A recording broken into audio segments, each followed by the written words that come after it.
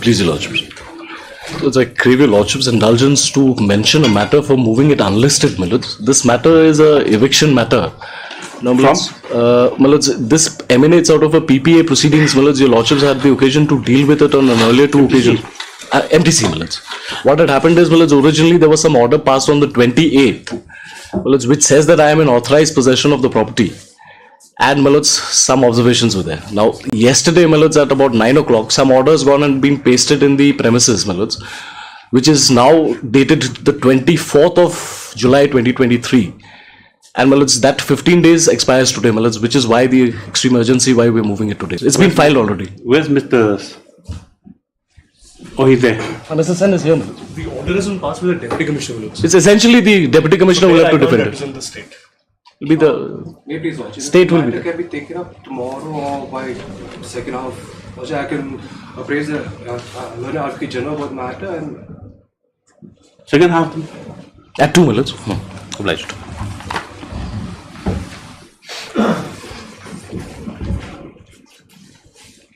May it please Your Lordship.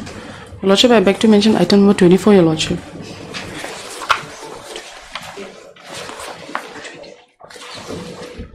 I pray for 2 weeks' time, Your Lordship. Why? We need some more time to prepare. What's the matter about? Your Lordship, this petitioner has come for the regular scale of pay, Your Lordship. He was working as a Gram Sevak, Your Lordship. You're already well prepared, you know the facts. Mr. Movement's arguing it. Yes, Your Lordship. Or you are arguing it. It's the AG movement, Your Lordship. What did this court keeps on saying? If the arguing counsel take advantage, take the file and argue it. If bad order is going to come, you won't pass it, but you should get that exposure and confidence. Miss 2 weeks has played. Hello, Your Lordship. Please, Your Lordship. I'd like to mention item 23. Aniket Raj. Where's Machari? So he's not here today. This year, Your Lordship, due to some personal difficulties of senior counsel, Yes. I'm praying for week times. 1 week, yes. Hello, Pledge. May please Your Lordship, I'd like to mention item 19.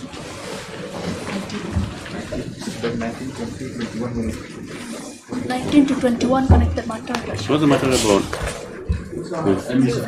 Make of it, Your Lordship. Mr. Yobin is there? He's on leave, Your Lordship. 19, 20, 21? Yes, Your Lordship. But Mr. Yobin is there 19, nor is it there in 20. Oh, he's for the respondent. Oh, sorry, yes. Okay, why? He's on leave, Your Lordship. As the arguing counsel on behalf of respondent number is on sanction leave. This is matter up to 1 week. Yes. Highly obliged, Your Lordship. And similar prayer for item 22, Your Lordship. 22 also, that means you finished my list. 22 also, yes. No objection, Your Lordship. No objection. Yes. Obliged. Lordship, I would like to mention item number 27 on behalf of Miss P. Bhattacharjee. On behalf of? Miss P. Bhattacharjee. Miss? P. Bhattacharjee.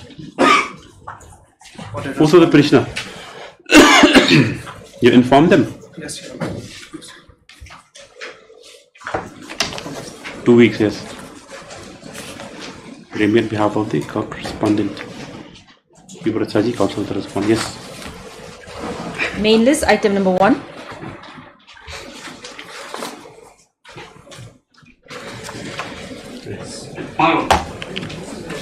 Peter.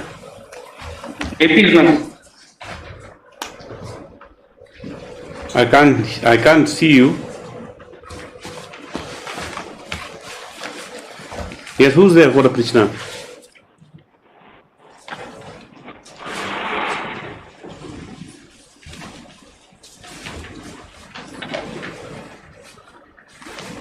We'll call after some time. You say we can't. Can you see him? It's like a voice in the dark. After some time, you fix the technical issue. Yes, we'll call out again. Yes. Supplementary list, item number 1. Please, Your Lordship. 1 second, let the file come.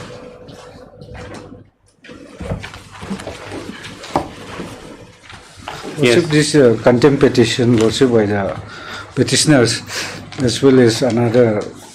Your Honor, Lordship, Where's the order? this is Of the in part which is stated to be violated. page 11.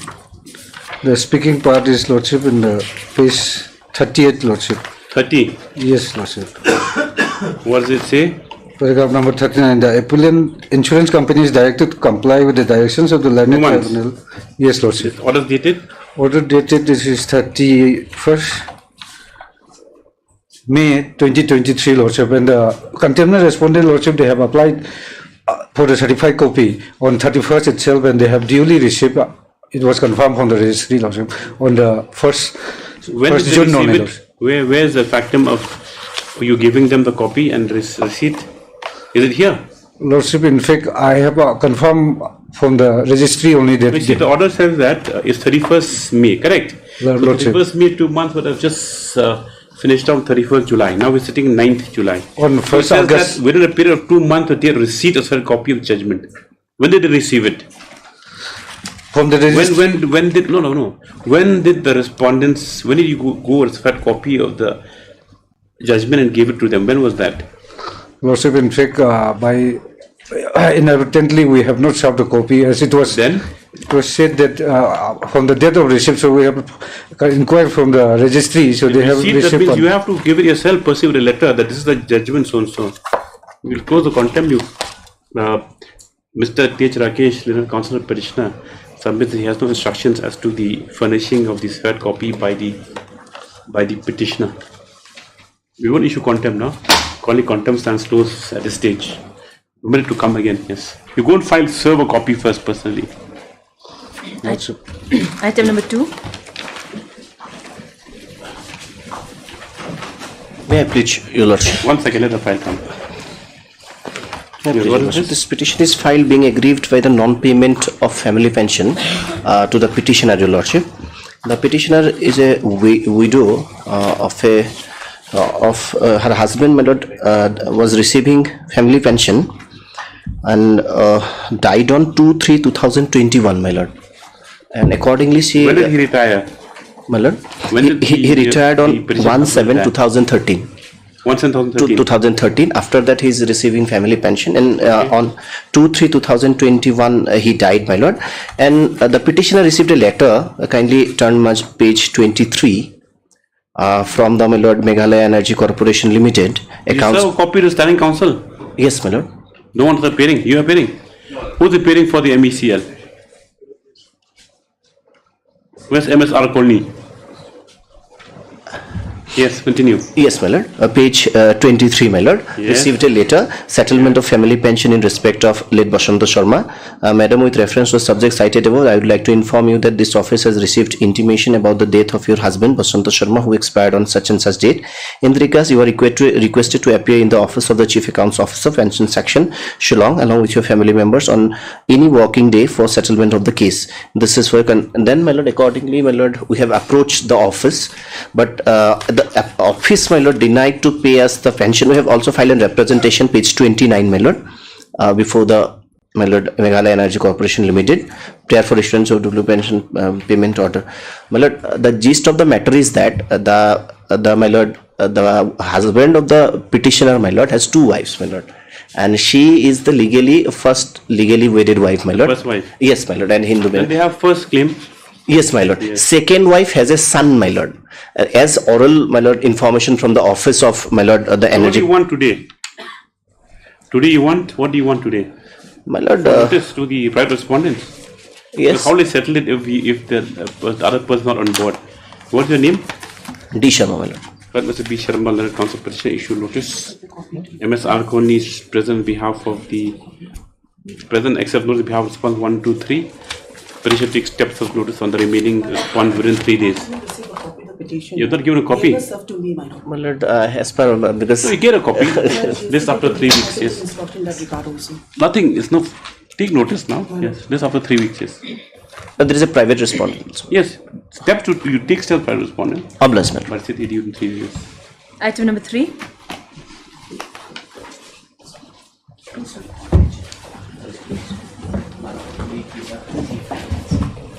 Please, Your Lordship, this is a very unfortunate petition that I am before His Honourable Court. My Lord, may kindly see. Unfortunate petition, right? My Lord, because, my Lord, my rent has been not paid by the Law Department, and against of the Law Department I am before this Honourable Court. My Lord, may kindly see the last annexure, annexure 13, by 66. Since January 2021, they are not paying my rent, my Lord. Now, my Lord, may kindly see, this is the letter addressed by the Registrar General to the Joint Secretary to the Government of Meghalaya Law Department, my Lord.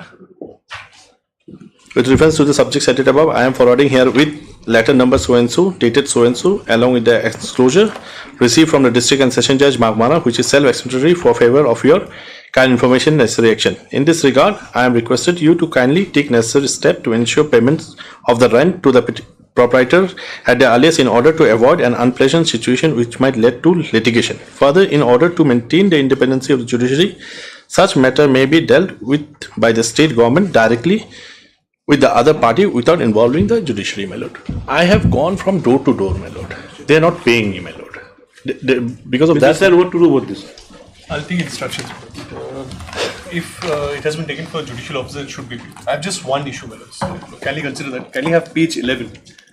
It's just with regard to the form of the petition.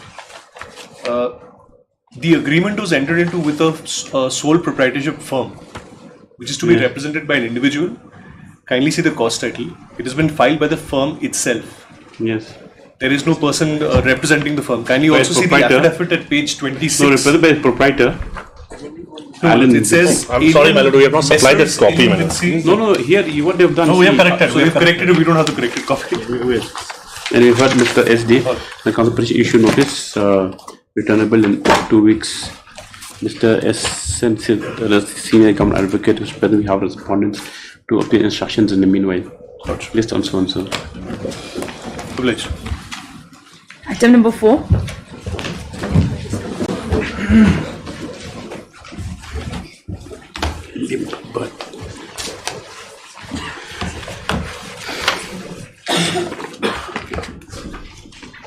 There's again a bill, my Lord, here. Yeah, please, Lordship. There's again also a bill. He is coming against the bill. I have the completion report is there, Lordship. Even the money Only- they have sanctioned even. We have to cross-check only one thing, my Lord. There was Lokayuk cases. Bill was released. Lokayuk cases. Whether these cases also tagged with the Lokayuk or not, my No, Lord. there is nothing with the Lokayukta because I have never approached the petitioner. Never approached the Lokayukta. No, my He is letter- just a contractor. my letter friend- Listen, what he says on a different My Lord, I'm saying is this. There are a number of cases. completion certificates have been given, Completion certificate given. but Just no we work have- was done. Yes.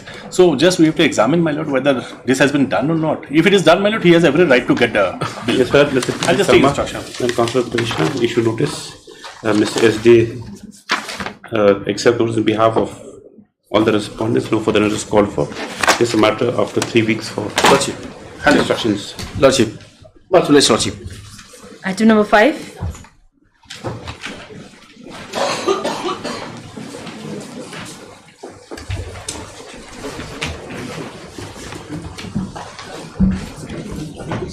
Your Lordship, we have actually filed an application in this matter, Your Lordship. This was with regards to the judgment that was passed on 5 May of 2023 in Sri Joginder case, Your Lordship. If I may kindly take you to page 3, para 2 of our application. Yes. Your Lordship, here the applicants state that after judgment and order were passed, the matter was processed by the headquarter DGAR, Assam Rifles, was duly approved by the Director General and was forwarded to Ministry of Home Affairs. The matter is under consideration of the concerned section of the Ministry of Home Affairs, which requires some additional time for processing the same, Your Lordship. So, Your Lordship, if we may be granted further additional 3 Why? months' time, Your Lordship. 3 months time. 3 months' time. 2 months time should be enough. Any 3 objection? months has gone, Your Lordship. These things take time. But So 3 months is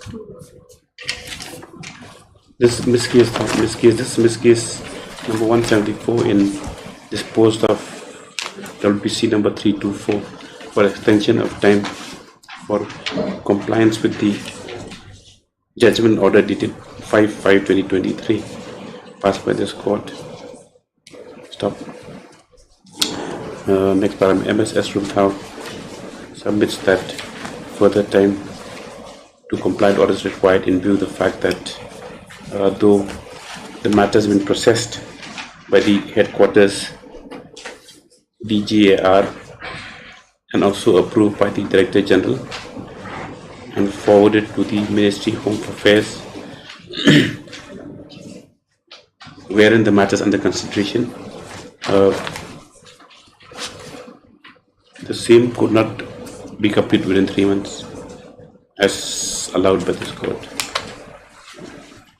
Therefore, prays that how much? 3 months. 3 further months, 3 months for the time be granted stuff. Next, MSAP Kasana for the respondent, though not objecting to the brief extension of time, submits that 3 months time is Too long, Your Lordship. is too long for compliant order stuff. Considering submissions of the parties in the interest of justice, further 3 months time granted, and it's made clear that no further time will be granted for compliance order dated 5/5/2023. This case, according stands disposed of. Main list, item number 2.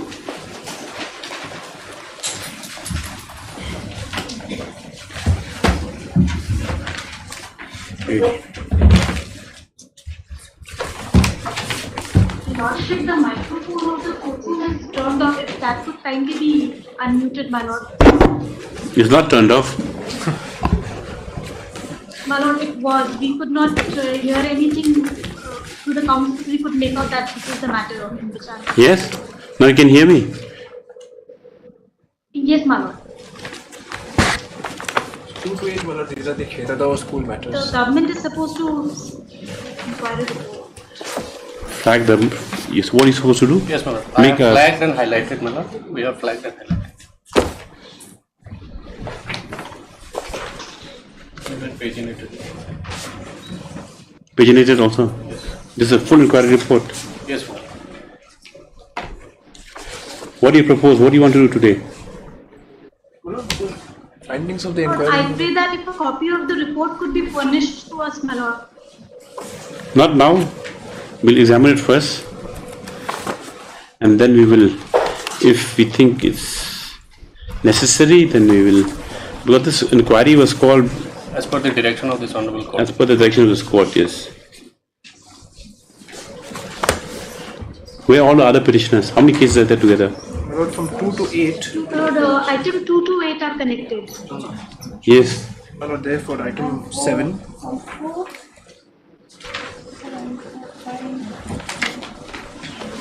She's there for item 7 and 8, my lord, so synchron. Which page is the recommendation or is the findings? Who's the parent control? I mean, Lordship, My lord, as well as Miss There are Agarwal. two counsels, Pooja Agarwal and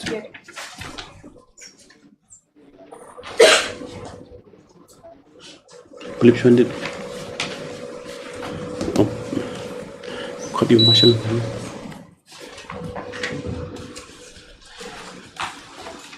The fan.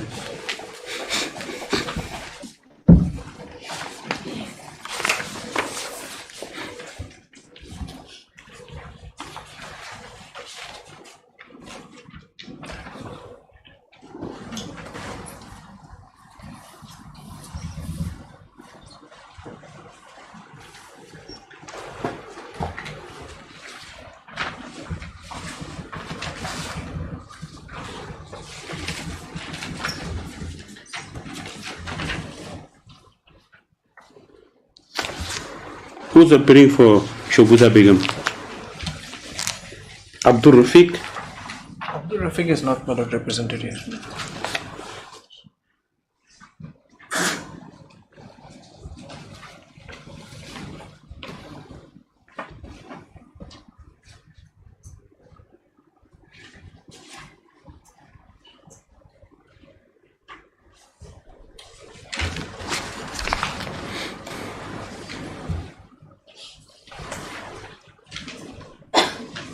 Who's Nazila Begum? I'm appearing. One of You're appearing for Shobuza and for Nazila. Okay.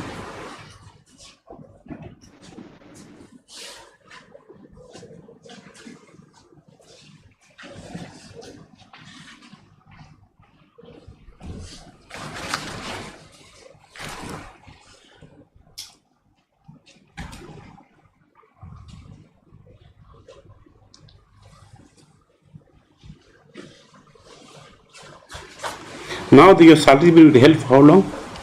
Well, the first petition was filed in 2000. No, how long has been salary withheld? Has your salary been withheld? Is it lying with the SMC? Who's appearing for the managing committee of the schools? Managing committee. My lord, since March 2021, Lordship. For Nazila and Shopusa. There is one particular petition filed by Mr. N. Sinkon specifically for the salary portion, my lord, that it has. But I think your clients are within the whole piece. Now we'll examine it. Nurul Amin, right? He'll have to pay a heavy price. A copy of the required report conducted by the Commissioner Secretary Education Department that has been flagged, paginated by the Government Advocate has been filed, has been submitted in court today. The same is taken on board as part of the record. This is the original report. Yes, the support in original. When will you list it? You come prepared. We'll study it. You also study the report and you assess the court exactly with the role of this Nurul Amin, because that you read the report, you understand. And also they have not been paid a salaries. Two of them not paid salaries unauthorizedly from I think from October 21 or something like that. March, as per the petition, it's March 21. Whatever that is. We'll get to the bottom of it, yes. When we should list it? After 2 weeks, my lord. Where's your arguing counsel? She's appearing with whom? She's with me. She's with you. Yes. And the other matters, MS Agarwal is there, you are there. No one, no others. No, all the parties are. My lord, I'm there in 2 and 3 months. Okay. Listed after 2 weeks also for hearing. Yes. This is matters for hearing. Item number 9.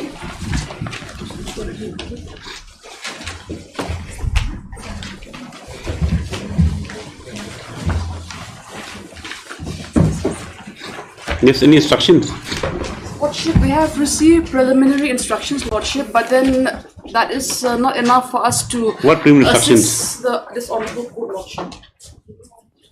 Lordship, actually, I received it just now on my phone, Lordship. What does it say?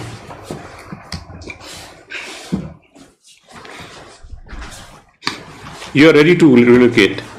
Yes, Sir Lordship. No issues? No, Lordship. If the piece of land where they're relocating us, if it's viable, then yes, Sir Lordship. No, of That course. is my preliminary instruction, Lordship, that land approximately at 13,500 square feet at Upper Shillong, Lordship. Lordship, but this is preliminary. I would pray for that I await for further instructions, Lordship. No, but then take down. Counsel of the petitioner submits that the petitioners have no objection to relocating the retail outlet subject to its suitability, subject to the suitability of the plot that's being offered by the state respondent stump.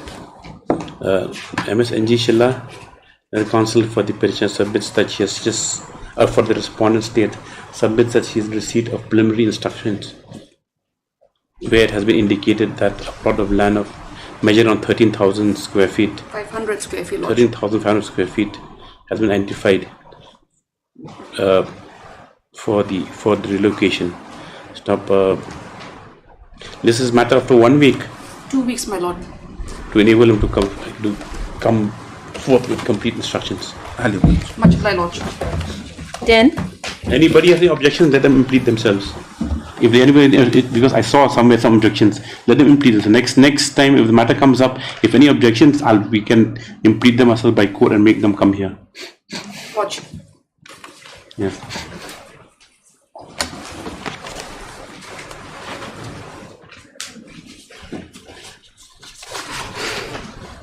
Who's appearing? Where's Mr. Thapa? Have you filed the objection? Not filed, my lord. There's been some kind of a development in this matter, my lord. Seeking for some time. You want to withdraw? Yes, my lord. I have received a call from one gentleman, my lord, who. Then you file an application adjournment. We have not filed, we just received it morning. We will file it Put today. it on board, yes. Then we'll pass orders later on. Yes, yes. I'll file it today, now itself.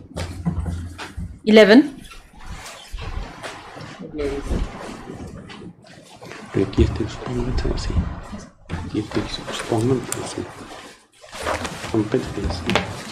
One second, Mr. Kharsan.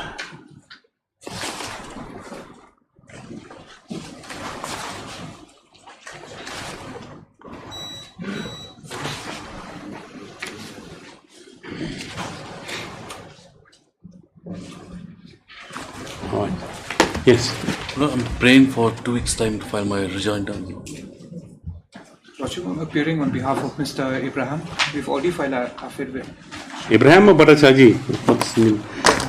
Mr. Arkhas pays for 2 weeks' time to file a joint to affidavit the state respondents.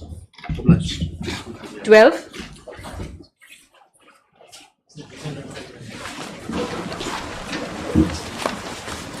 May it please your Lordship. Your Lordship, as per the directions of this Honorable Court, we have taken steps on respondent number 9 through Dusty Service, which has been Received. Who's appeal for 9? I'm appearing for respondent number 9, Your Lordship. 9 is who's 9? The private respondent, Your Lordship. You are Jirwa. Yes, Your Lordship. MSB Jirwa has entered appearance today on behalf of respondent number 9.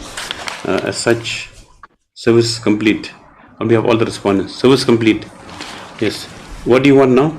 We take 2 weeks' time, Your Honor, to file the... She prays for allowed 2 weeks' time to file affidavit. What about 10? 10 will be filing, Your Lordship. Then what about 4 to 8? Similar prayer. 4 to 8? Similar prayer for granted. Similar prayers made by Mr. Thapa and parts 4 to 8 on this matter after 2 weeks for affidavits by the concerned respondents. Highly obliged, Your Lordship. I'm appearing for respondent 11 months. Yes, will be recorded. 13.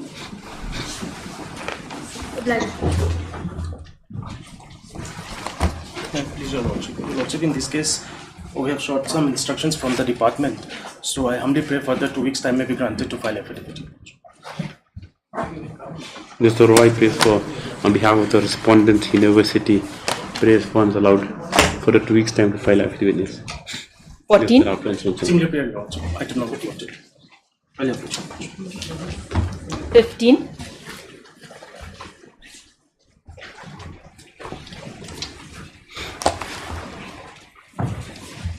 Affidavit, sir. Your Lordship, I'm praying if this matter may be called up after some time, as learned DSGI would want to meet. Have some instructions. Some. Yes, after some time. 16.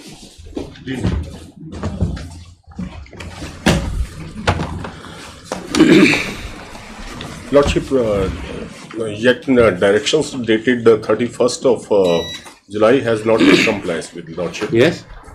Directions of the Honorable Court dated 31st of July has not been compliance with Lordship. We have not yet filed any counter Your affidavit. Lordship, we will be filing it in the course of the day, Your Lordship.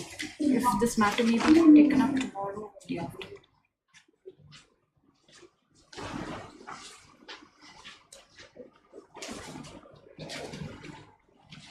You took 1 week's time on 31st. Now it's Lordship, 1 week time, and thereafter for the gender Lordship, I will seek more time. the opening of the bid we said to the bid. Number B.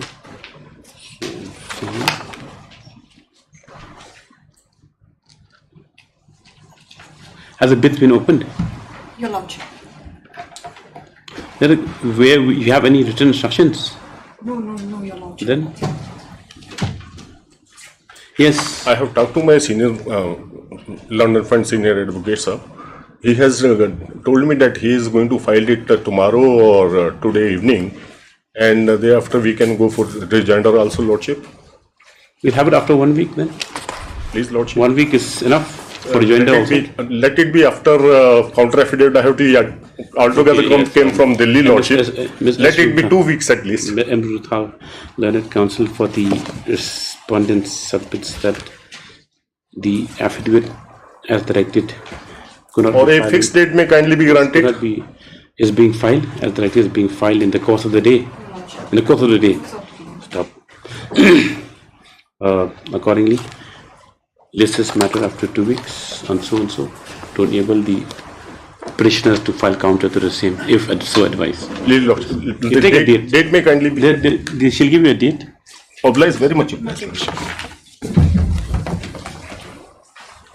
Hearing, supplementary list, item 6.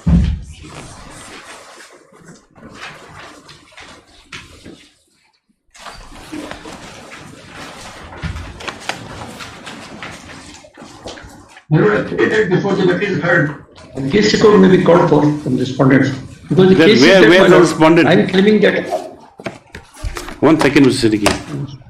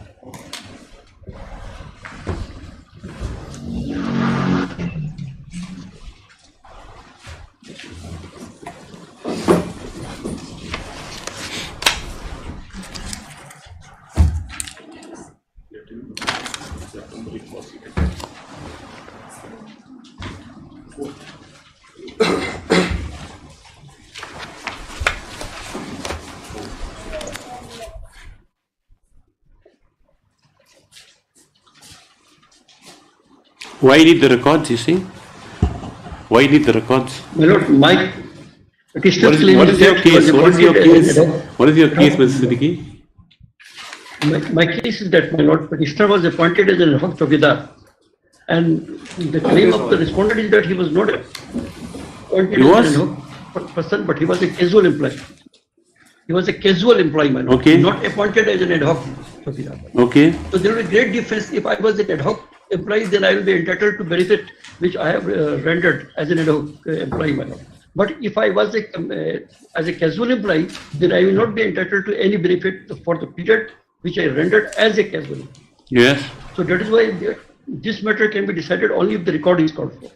Because in their affidavit, they have said, although they have said that I am a casual employee, but no such document has been enclosed by them that I was appointed as such. Had I been a casual employee, I would not have got the time scale of pay, my lord. That is my case. I was getting time scale of pay. Otherwise, I would have been entitled to the salary as under the minimum wages act, if I was a casual employee. Yes, Mr. Kharwana.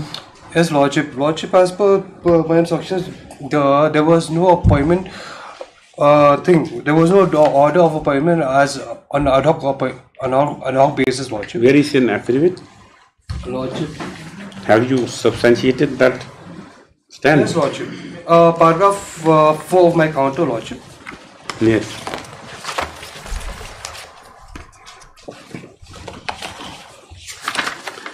May I read out, Lordship?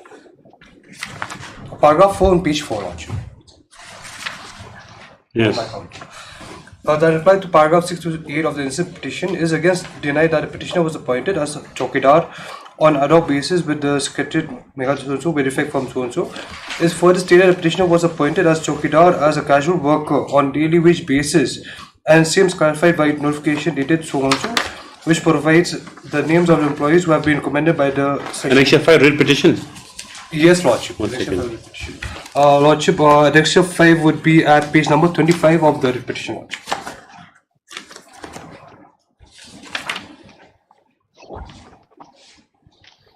Recommended for what?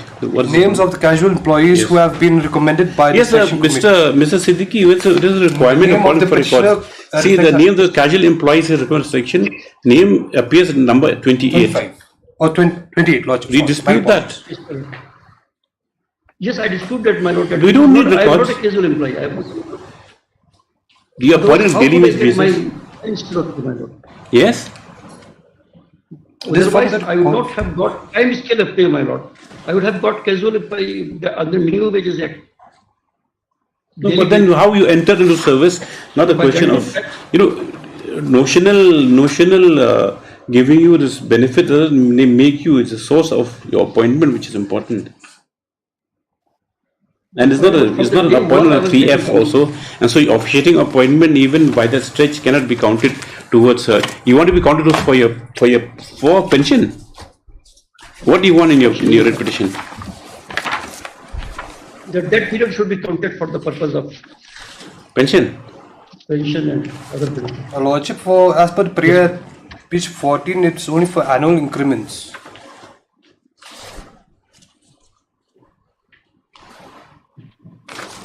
I don't know, annual income would have been included in my pension also had it been increased at that time. Because they say that as a casual employee, I am not entitled to annual increment. Where is he been paid a regular scale of pay? In my paragraph 2, I have mentioned that he was getting private scale of pay. Have you anything to? Where's the? You don't have any annexure. Nothing to substantiate this. That you appointed on a regular scale of pay. Nothing is there. Yes. Nothing, Lordship. The petition does not attach any order of appointment, nothing, no salary slips, nothing, Lordship. Lordship, this petition is not maintainable, it lacks. Bereft of any materials. Lordship. Yes. Now you made a prayer regularization on 88. What happened after that? You was recommended regularization. You regularized from when? Yes, from. You regularized from 96. Yes, sir. Lordship, 96. Piece number 1, annexure 6, Lordship.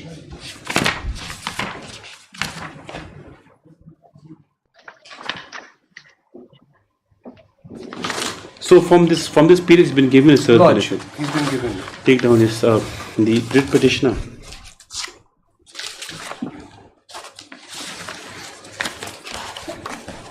He retired as a chokidar or as a peon?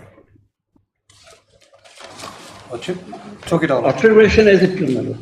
Yes, is for this court with a prayer for considering his past services for the purpose of computation of his service benefits. Stop. It is the case of the petitioner that he was appointed as chokidar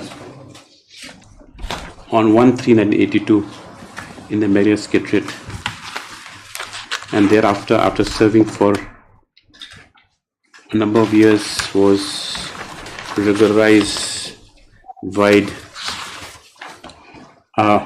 office order dated 26 April 1996 bracket annexure 6 as peon in the Meghalaya Secretariat on a regular scale, on a regular pay scale term.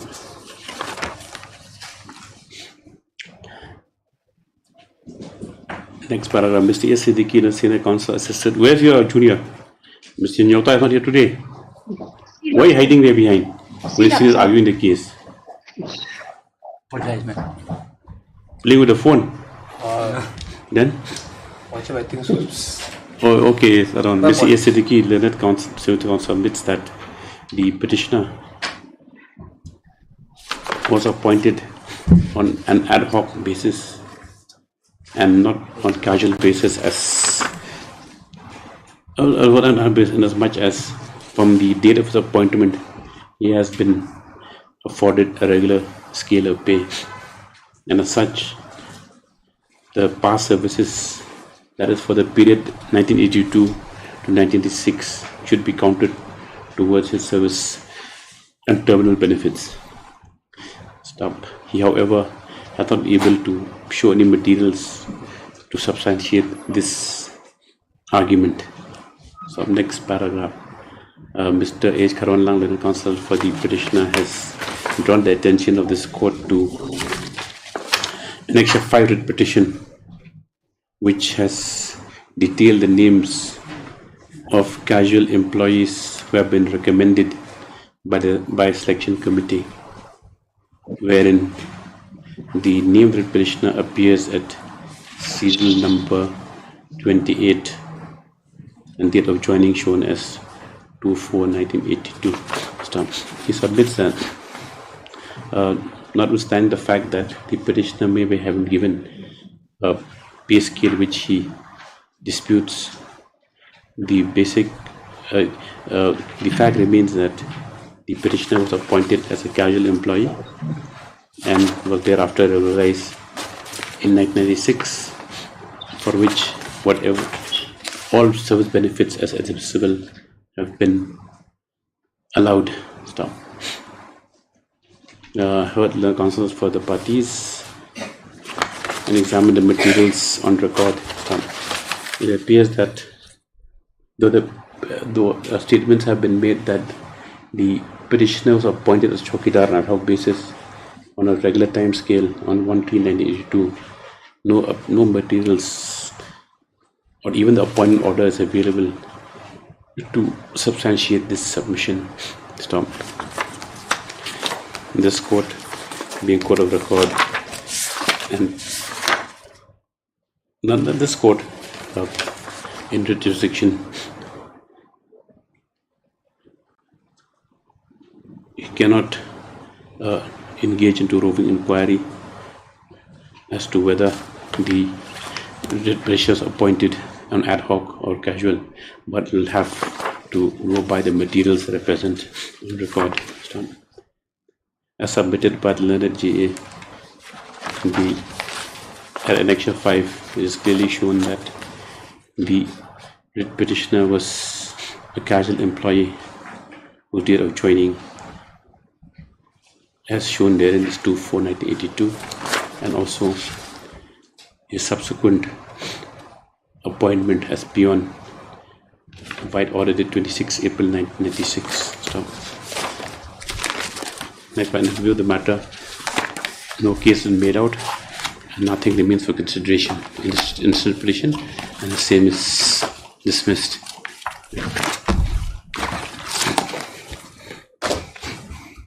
Main list. Item 17.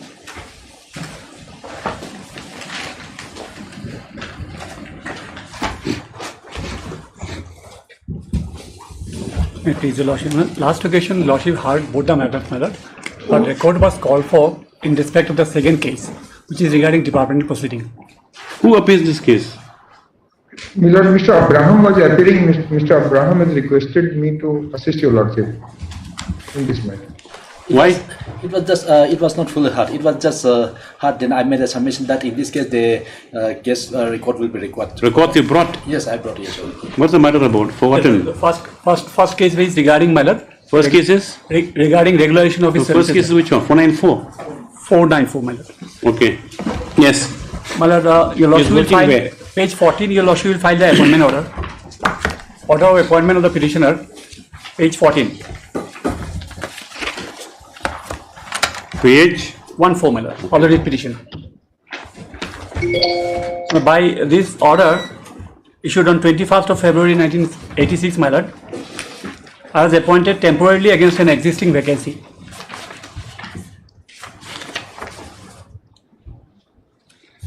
So from that date, I have continued till my. You're in the forest? My lord. Forest department? Yeah, my lord. Social forestry, my lord. Finally,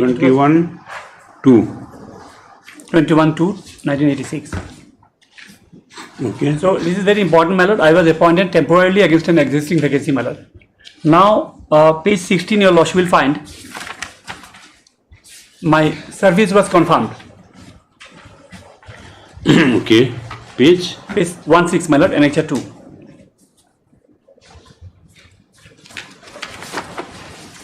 My name, Your Lordship will find in page. There is a list, my lord. List of 57 candidates. My name is at their page 20. Okay. So my service was confirmed, my lord. But in the meantime, my lord, MSCP scheme came because I was not given promotion. I am entitled to three. You are serving as range officer. My lord. What is your post? Range officer. What's this? No, it's an LDA office assistant, my lord. Grade 3 post, my lord. Grade 3 post, my lord. Range assistant, my lord. It's grade 3 post, my lord. So he's here. Page 20. Page 14, my lord. Serial number 56. Okay. Serial number 3. RA against a permanent post. RA means what? Page 14, my lord. No, page 20. See, 20, my lord. Yeah, 20 confirm as RA against permanent post. Against permanent post with effect. RA means what? RA is range assistant. And he's serving substantially as. Yes, my lord. Resistant. It's resistant, my lord. So I was confirmed against a post with effect from 8/1/1991. Where do you get that? Well, that confirmation order, my lord. Page 20.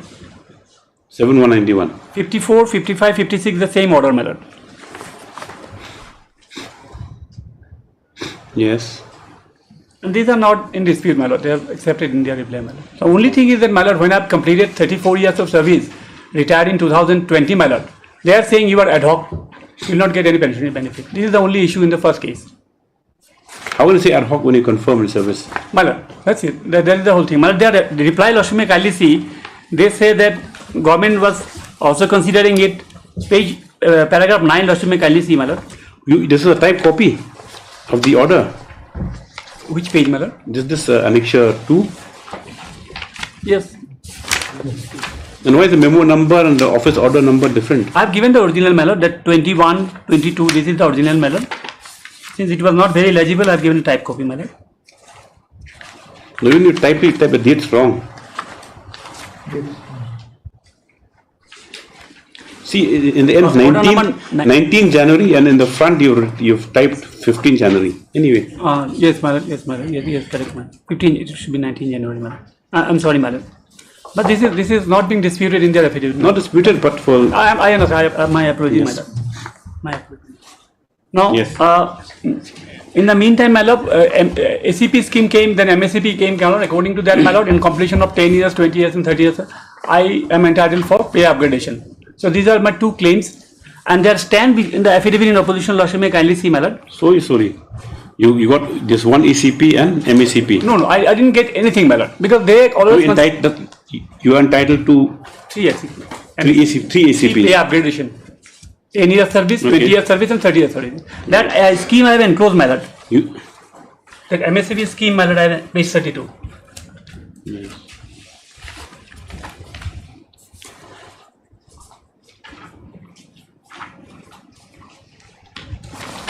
Now, the stand of the government, my lord, at paragraph 9, page 6 of their affidavit, my lord. 1 second. This 2017. OM, my lord. MSAP is 19/12/2017, my lord, page 32. I am entitled for 3 pay upgradation at 10 years completion of service, 20 years, and 30 years. I have completed 34 years of service.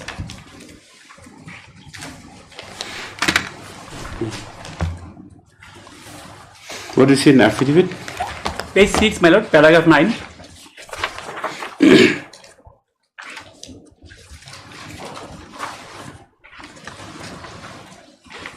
Yes. With regard to the averments made in paragraph 11 of the petition, the ancient deponent state that the petitioner is an ad hoc employee and regulation of petitioner service is still under examination by the government. The issued career progression scheme is granted only to the employees whose services are regularized. Therefore, the allegation of illegality denying the petitioner benefit of issued career progression scheme are not correct. Further, in view of the pendency of criminal proceeding against the petitioner, there is no occasion to grant for any so and so, my lord. Why they have stated this, I don't know, my lord. This is a totally different thing, my lord. Whereby further? Where is he reading? The last sentence, my lord. Further, in view of pendency of criminal proceeding, my lord. That is the subject matter of the second writ petition, my lord.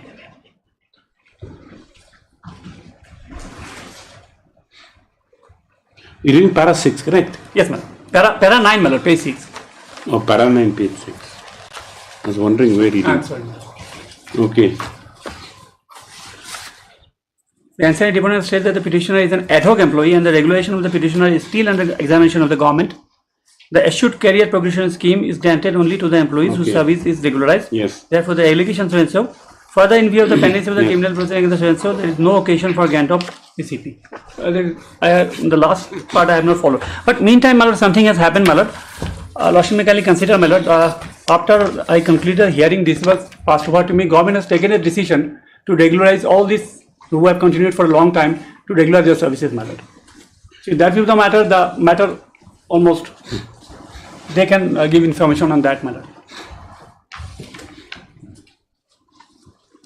Because a cabinet decision was taken, my lord. His name is here. His name is there, my lord.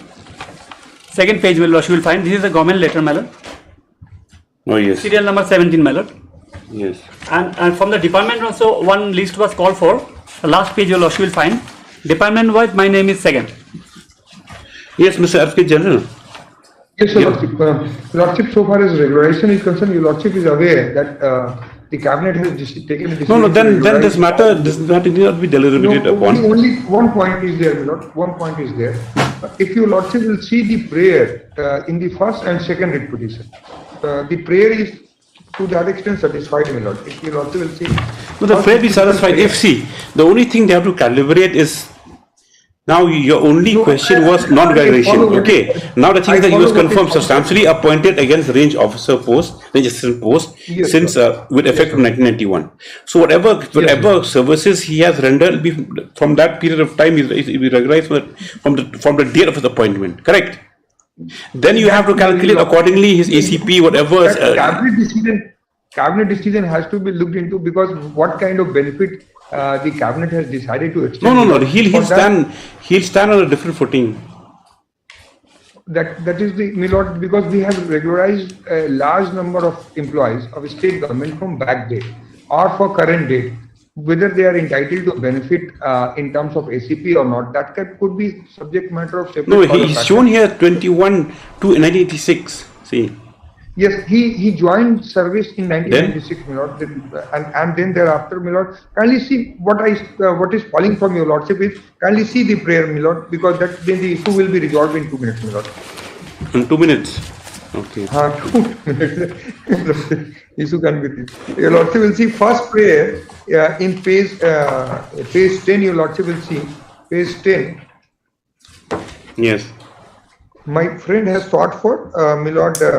Pensionary benefits, yes. Benefit of, and 3 upgradation, my lord, and a statutory appeal, a criminal appeal, my lord. Now kindly see the prayer in the second writ petition, my lord. Second writ petition.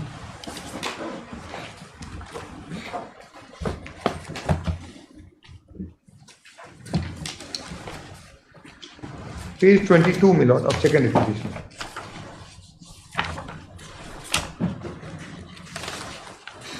Yes. And the prayer is at page 22, treat the service of the petitioner as regularized at least from the date of confirmation in service. So this prayer, as per the petitioner, is satisfied, my lord, that in terms of the cabinet decision, his services have been regularized from the date of confirmation of service. In the second case, only for regularization.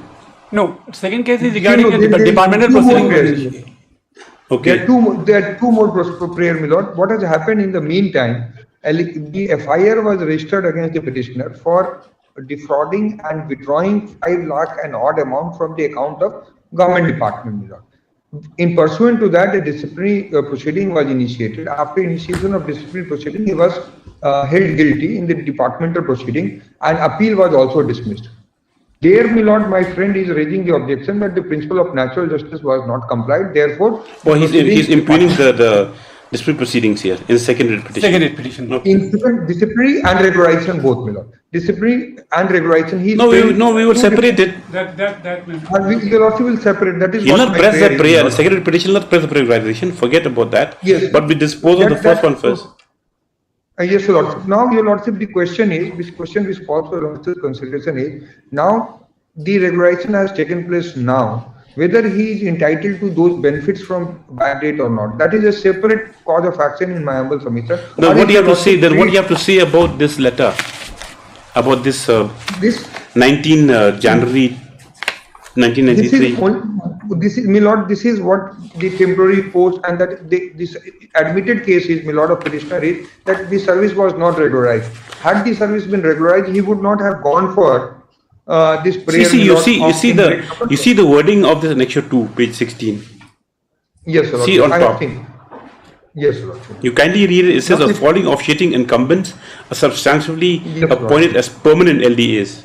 Substantially appointed, my lord.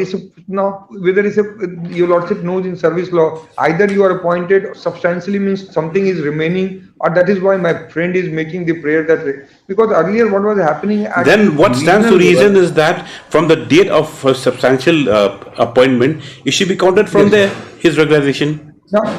So he should be counted from 1993. No, your lordship, whether he will get the benefits of assured career progression. He should get a benefit 93 till the date of retirement. Criminal case, because of certain subsequent developments also, my lord. Because suppose I pass the. So you recover whatever money for that. What happened to criminal case? Two increment and recovery. So what criminal case was? FIR was lodged. No, that's why that is very important, my lord. Police has filed FIR and department has given consent to that. And we have no claim. Then only CGM has closed in, my lord. And then again, giving harassment. I'll be coming to that. And department proceedings are different. I'll come to that. Standards altogether. Yes. Different footing, Lord. And if I can show that there is an admission in departmental proceeding. So the issue which is very short issue is there before your lordship. One, regularization has taken place. That in terms of cabinet decision. Second is whether he is entitled to benefit in terms of cabinet decision for past services rendered by.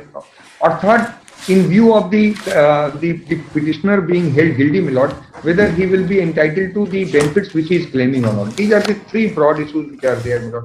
But I just want to see my friend is placing cabinet decision which was not part of the record, so therefore I couldn't see it. Where is name? What is his? If I can get a short date me on that. Yeah, this is a copy. You give both copies here. You got a copy.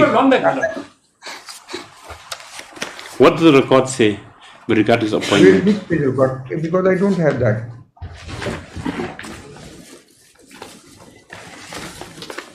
And my lord, I don't have that. If I can get it, I can satisfy your lordship with regularization, because whatever view your lordship is going to take in this matter, which will have the effect in other matters also, because other similarly situated persons will come and claim the benefit from back day. So, and there are about 3,000 employees. See, the thing is that Mr. RK General, it's not a question of, in his case might stand a different footing, because the other cases they continued as ad hoc or casual for donkey's years. Then they were regularized by the cabinet decision.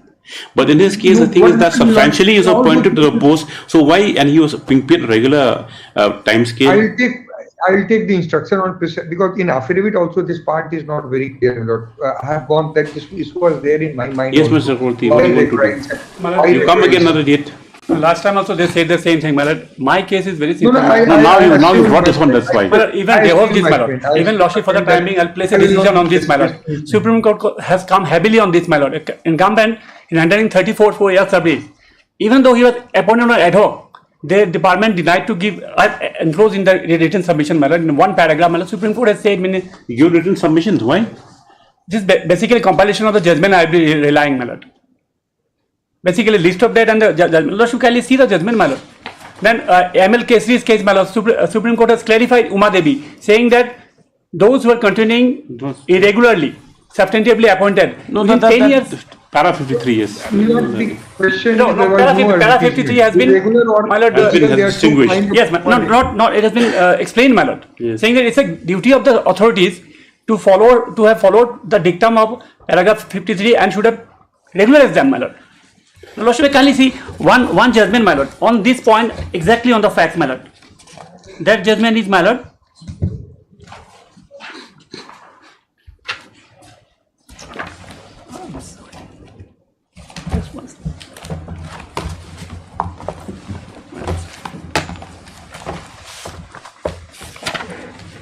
Lord, should we kindly come to, my lord, page 30 of my written submission, my lord. The same thing that Lordship is saying, my lord, after continuing a servant for a long years, now you are saying no retirement benefit. It is unfortunate that the state continued to take the service of the respondent as an ad hoc for 30 years. There it was ad hoc, my lord, my case is better. And thereafter now anyway, see, you come again another day, we'll dispose of next date. My lord, you have the difficulty. his condition is very bad, my lord.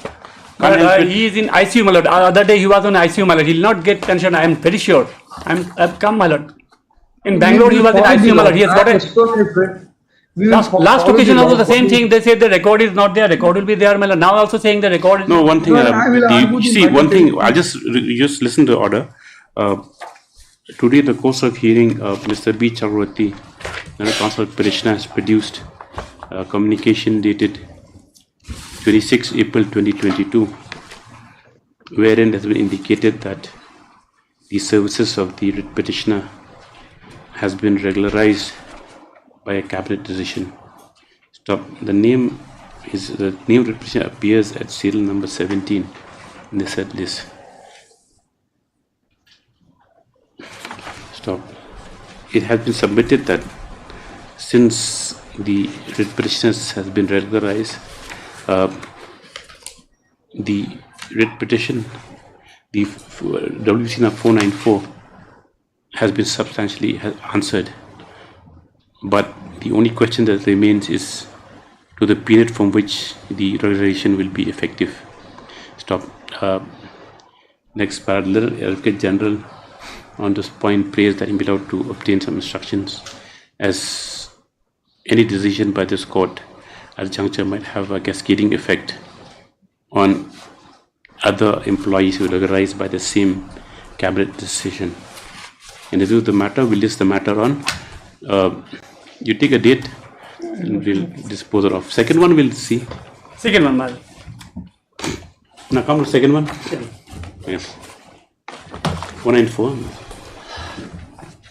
Prayer of regulation is also in second one, my lord. In prayer of regulation was not there in the first one, my lord.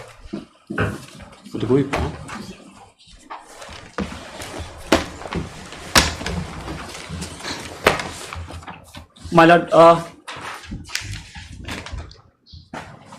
the charge memo you will find at Annexure 6, page 52.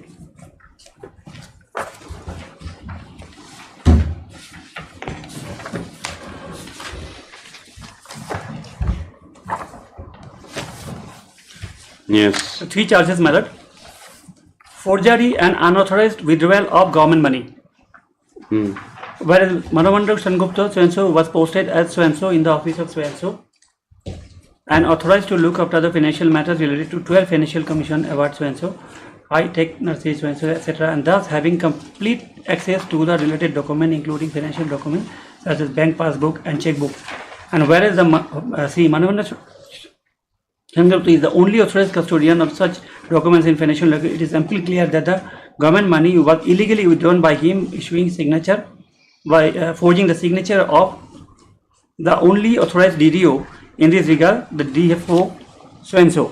And while bank statement for account number so-and-so obtained from so-and-so bank retrieved on so-and-so shows that withdrawal of 5,21,000 on 17/12/1918 by check number so-and-so so-and-so without any authorization from the duly so-and-so. And whereas on scrutiny of official record, it was found that there are no supporting documents record as to why the amount was withdrawn from the aforementioned bank account without the knowledge of the duly authorized DDO. Thus, the conduct of the so-and-so was highly inappropriate and unbecoming of a government employee and thereby violating provisions so-and-so. Therefore, so-and-so hereby charged with forgery, illegal withdrawal of government money to the tune of so-and-so. Now, charge number 1 and 2 is the same thing, my lord. Lordship can see is a transgression of authority and criminal breach of trust. Okay. We're pertaining the same thing, my lord. Yes. Same. Third is, my lord, next page. Unauthorized absence from 16 October to 18 October, 3 days. My FIR was filed, my lord. I took anticipatory bail, and for that reason, my lord, I could not be present. So this is the reason, my lord. Now, this is the charge, my lord. Now, FIR your lordship will find, FIR which was filed against me, my lord, that has been recited in the charge, my lord. That will be in the earlier petition they have annexed, my lord. I am coming to the annexure 18 of, my lord, my reply. Lordship may kindly see my affidavit in reply. In this, I have to. No. Now, Mr. Chakravarti, you limit yourself now. Your only challenge is that you said the proceedings were vitiated. Yes, ma'am. Correct. Vitiated on what grounds? Coming to that, my lord. First thing first, my lord. The only apart from that unauthorized absence, my lord. My first charge is that I have forged this check. Regarding that, an FIR was first filed. No, correct. We have no quarrel with the charges which have been leveled And against then you. The only thing is that whether we only have to examine whether the proceedings that were conducted by the respondents was in accordance with law. That's all. This is what I am coming to that, my lord. It is a preliminary point I am coming, my lord. The FIR has been. There was final report. There was no evidence against me, and the department consent was given in writing that they have no objection if the FIR is closed, my lord. Let's see. Where's your reply? My reply, I have. Page you said.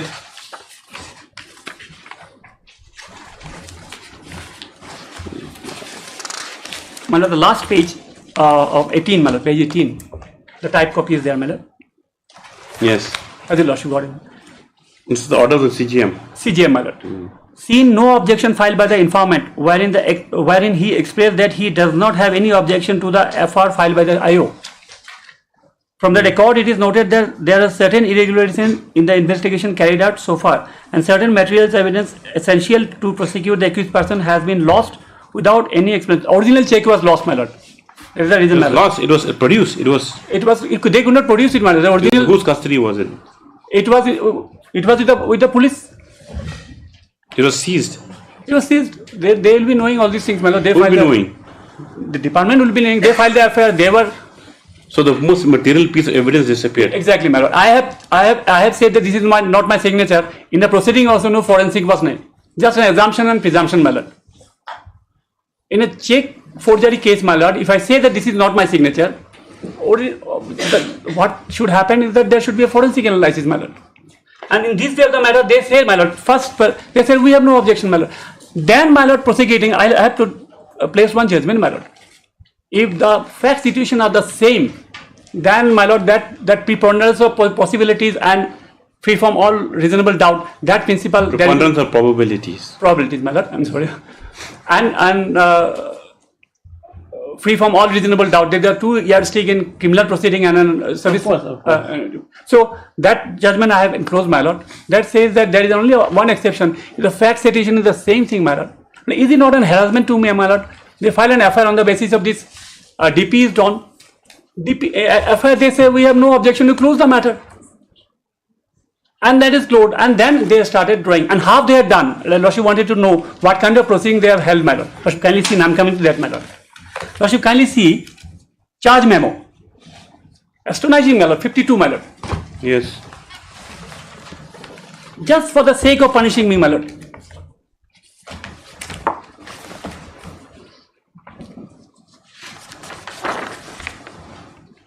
Yes. Charge memo is there, my lord. That date your lordship will get? 10 January. 10 January. Then lordship will find page 68.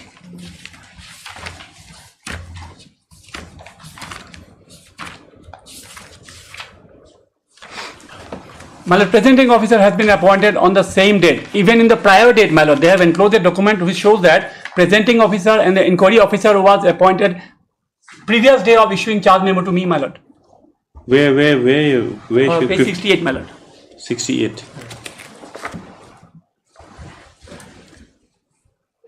KS so as the presenting officer. 10 January, my lord, same date.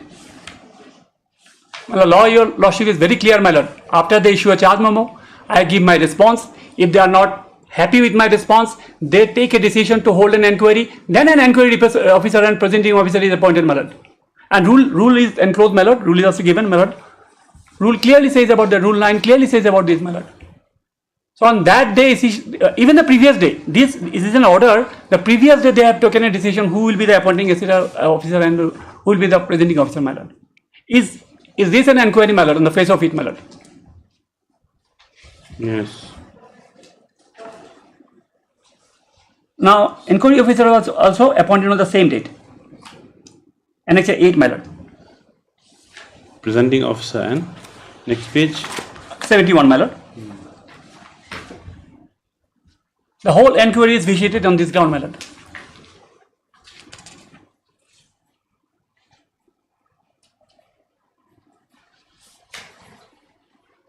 So the same day everything was done, he's saying. But they took a decision. Then they called for show cause. Where's the show cause notice on the charge memo? My response. Yes. No, I mean where is the show cause given to you on the charges which they had That is the only, my lord, that page 52 I read, my lord, charge memo. You not ask to show cause against these charges. Reply is at 74, my lord. Reply is at 74. No, reply has come later on. Reply have come 74, my lord. But 45, 48, my lord, is first question. Yes. 48, my lord. With the charge 48, my memo, lord. 48. with the charge memo, my lord, the proceeding was drawn. Then I have given my reply 74. 48, my lord. 48 first. 50. Reply to show cause. Yes. Oh yes. You already given it. This show cause notice is issued on 30th October. Yeah. So how do you say that how do you say that the charge memo and the reply is given on 14/11/2019 and the charge memo was served on you, or it was issued on 10th, and same day they appointed the presenting officer and the inquiry officer? It's not a question that is the first time the charges were given to you. Yes, continue. Yes, my lord. This is one who shows that they were proceeding with a biased mind, my lord, and the element of fair inquiry was missing on the first day, my lord. So this goes against them, and then, my lord, Lordship kindly see. What about this? Yes, continue. 102, yes. Lordship may kindly come to my 102, my lord. Nothing happened like an inquiry, my lord. No cross-examination, nothing. No opportunity was given. I was not even called, my lord, because by that time I retired, my lord. They are continuing the inquiry, my lord. 102, my lord.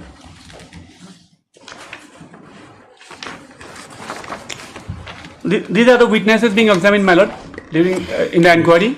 Your lordship will find. This is the inquiry report, my lord. 102. 102. Yes. These are the witnesses, my lord. Now, all these witnesses were examined behind my back, my lord. There was no notice given to me that I should be present there to cross-examine the witnesses, my lord. Yes. No one is heard from defense side. You were not present at all during the proceedings. My lord? You were not present at all. I was not called, my lord. I was called only on 2 occasions. One occasion I was called to the office of the DFO, I asked something, and another occasion was called, my lord. Not in the course, not in the proceedings. No, my lord. In the inquiry proceeding, I was not there, my lord. That's just it. You never called to participate. 2 occasions I was called, my statement was taken, but in the matter of examination of witnesses, my lord, there was no intimation to me, my lord. Therefore, I didn't get any opportunity to cross-examine the witnesses. Okay. Right. Then? Now, Lordship may kindly see page, how the impugned order has been passed, my lord. 81. 81. My lord. Absolutely, my lord, non-speaking order, my lord. No discussion on the material. 3rd March 21. I'm coming to that, my lord. 3rd March 21, my lord. My lord, you kindly see the content of this. Whereas so-and-so, whereas show cause notice was given, where the charges were these, my lord.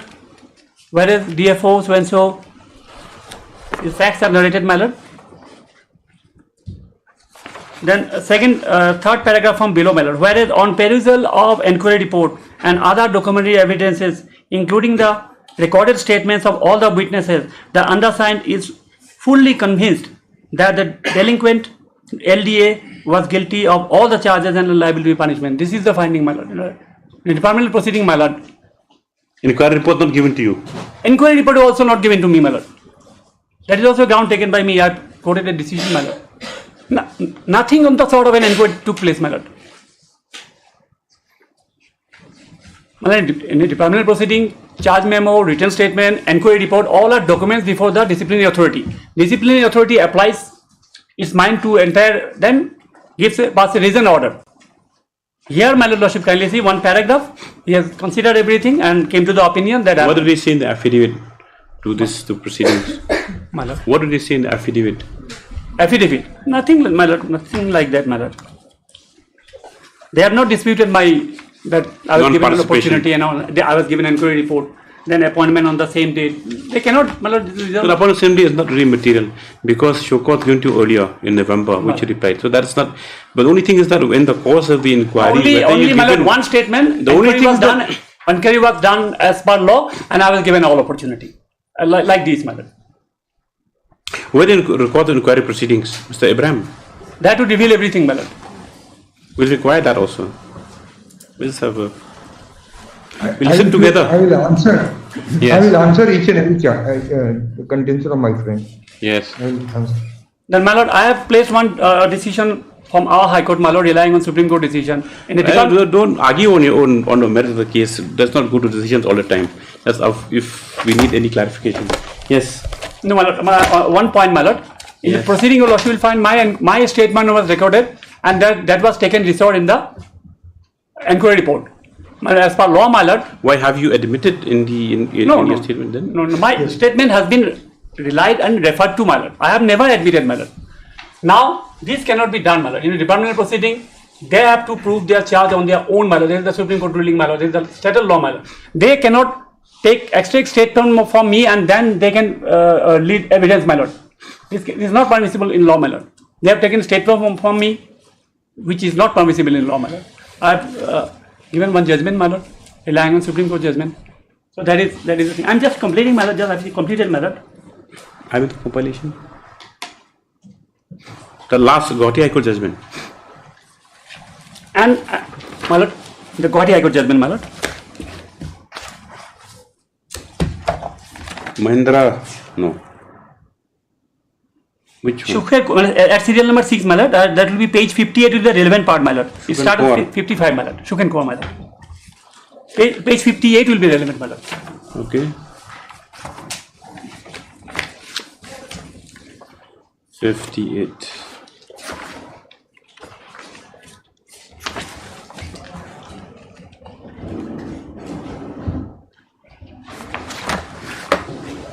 A clear departure from the above ASAP procedure is seen in the present departmental inquiry inasmuch as a reverse process was adopted by the inquiry officer. Instead of recording the prosecution evidence to establish the charges, the findings were recorded by the inquiry officer with reference to the preliminary statement by the delinquent.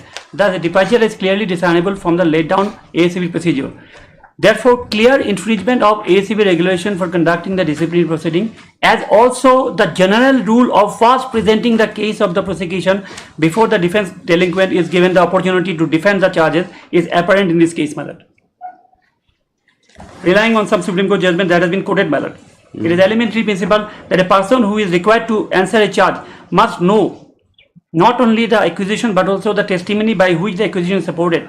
The further observation in this regard is that such a person must be given a fair chance to hear evidence in support of so-and-so and to put such relevant questions so-and-so. The delinquent then must be given clear chance to rebut evidence laid by him. This was not followed.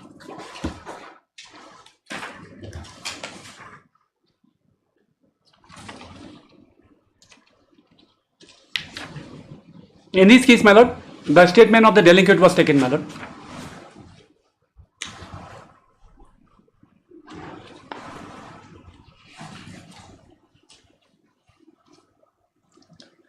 Now, only charge which is a little bit different, my lord, that is unauthorized absence of 3 days, my lord. Now, lordship may kindly see.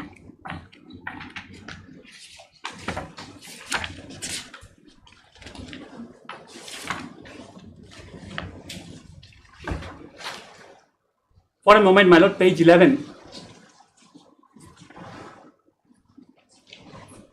One second.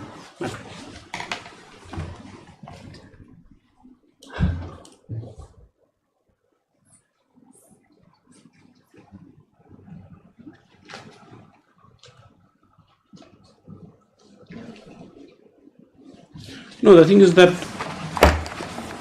you just have to show that there's been, there's a breach of the fundamental principles, you can see. Natural justice, basically. Forget about the current proceedings. That that will not even acquittal in current proceedings also will not amount to automatic reinstatement. Also, it's up to the department themselves.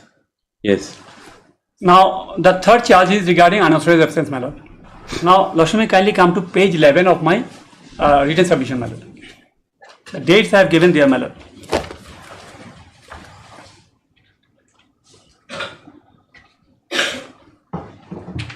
Has your lordship got it, madam? Yes. The charge number 3 is also baseless inasmuch as after the FIR was filed on 15/10/2019 with false allegation of forgery, the petitioner was called by the DFO in his office on 16/10, and he came to know therefrom that the FIR was filed.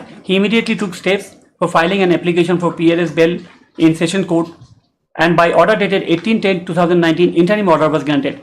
By order dated 22/10/2019, the petitioner was placed under suspension. Thereafter, the interim bail was made absolute on 24/10/2019. Therefore, for his legal protection from undue harassment of arrest in the police case, the petitioner had to remain absent for 3 days, my lord, which was not willful. The police case subsequently closed on FIR. No, we're not into answering the charge here. Only thing is that we're limiting ourselves to the factor that now you say if inquiry was not given, you're not allowed to examine a defense witness the prosecuting your PWs, correct? So you never took part in proceedings. You called me twice to the office of DFO where your statements recorded.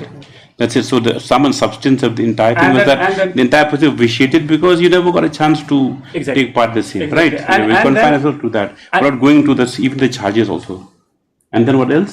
And the charge, when the charge memo was issued on the same day, my lord, this is clear violation of the 2011 rule, my lord. Rule 9 clearly gives a clear explanation. When a show cause is issued and a reply comes, no, the very fact is that if you go to the base national justice, if you violated, that means we have to have fresh inquiry. So, in charge of every yes, Mr. Advocate General. Yes, Lordship. Yes. Lordship, kindly see the so-called notice, Your Lordship, my friend has shown, my lord, and my friend has shown that there are 3 charges: 2 with regard to defalcation and misappropriation of amount and misuse of the fund, and 3rd was with regard to. Now kindly see the reply given by my friend, which is at page 48 at 51, Your Lordship. 48, page 48, my lord.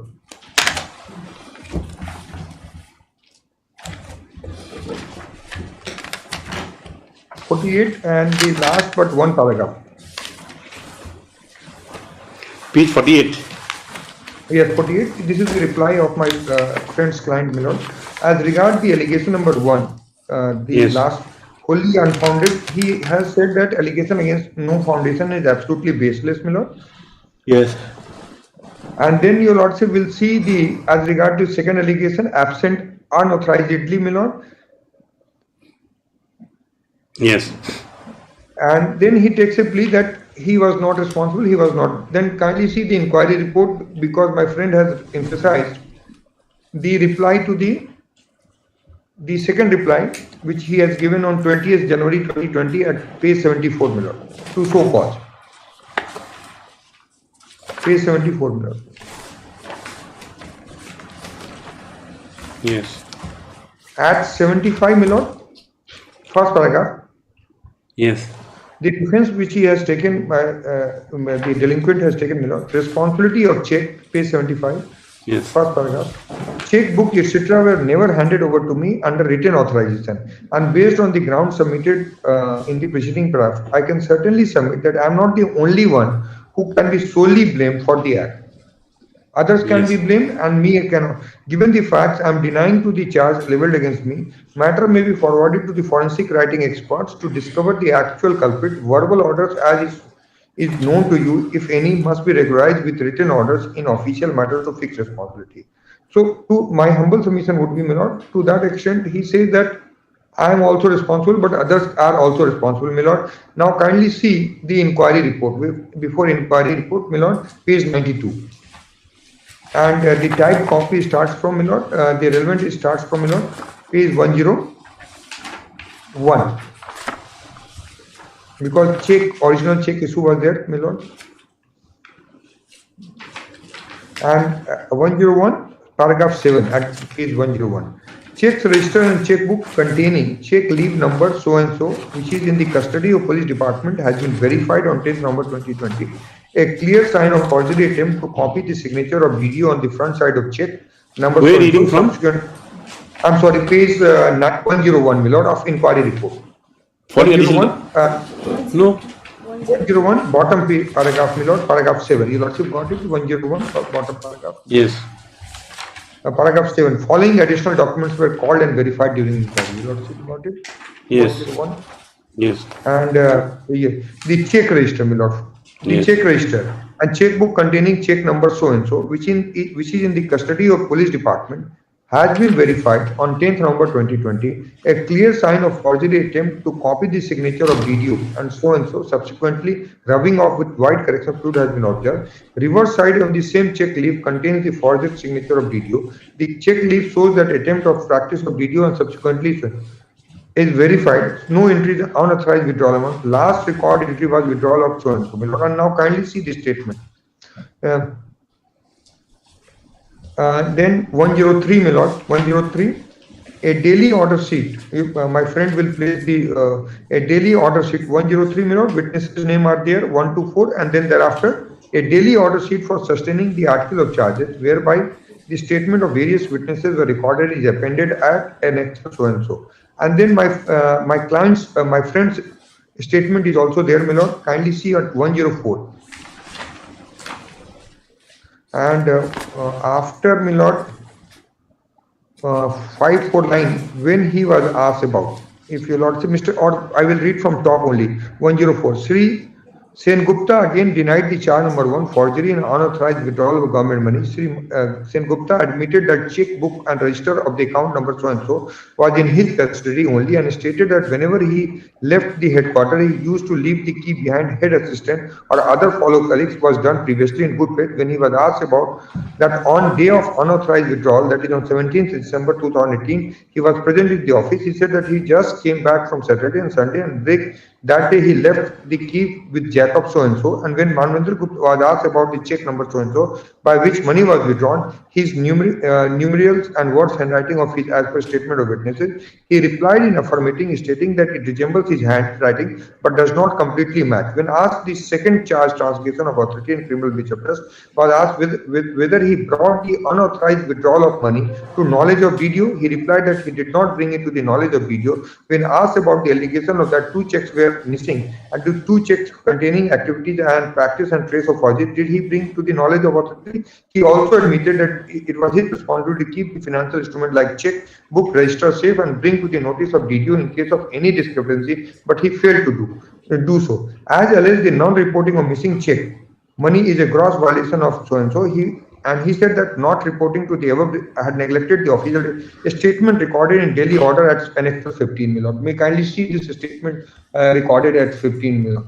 Now, after his admission, all these admissions, my lord, for the sake of argument also, my lord, if I issue that other materials have not been taken into consideration, and your lordship is fully aware, preponderance of probability where the department authority has to see the conduct, and it is a case where the money has been withdrawn, the check was in his safe custody, and then he is saying that the departmental proceeding is vitiated on account of he has admitted the guilt, my lord, and that statement is recorded. And in appeal, my lord, in appeal, the points which my learned friend has raised, in appeal there is nothing. I went through the appeal, my lord.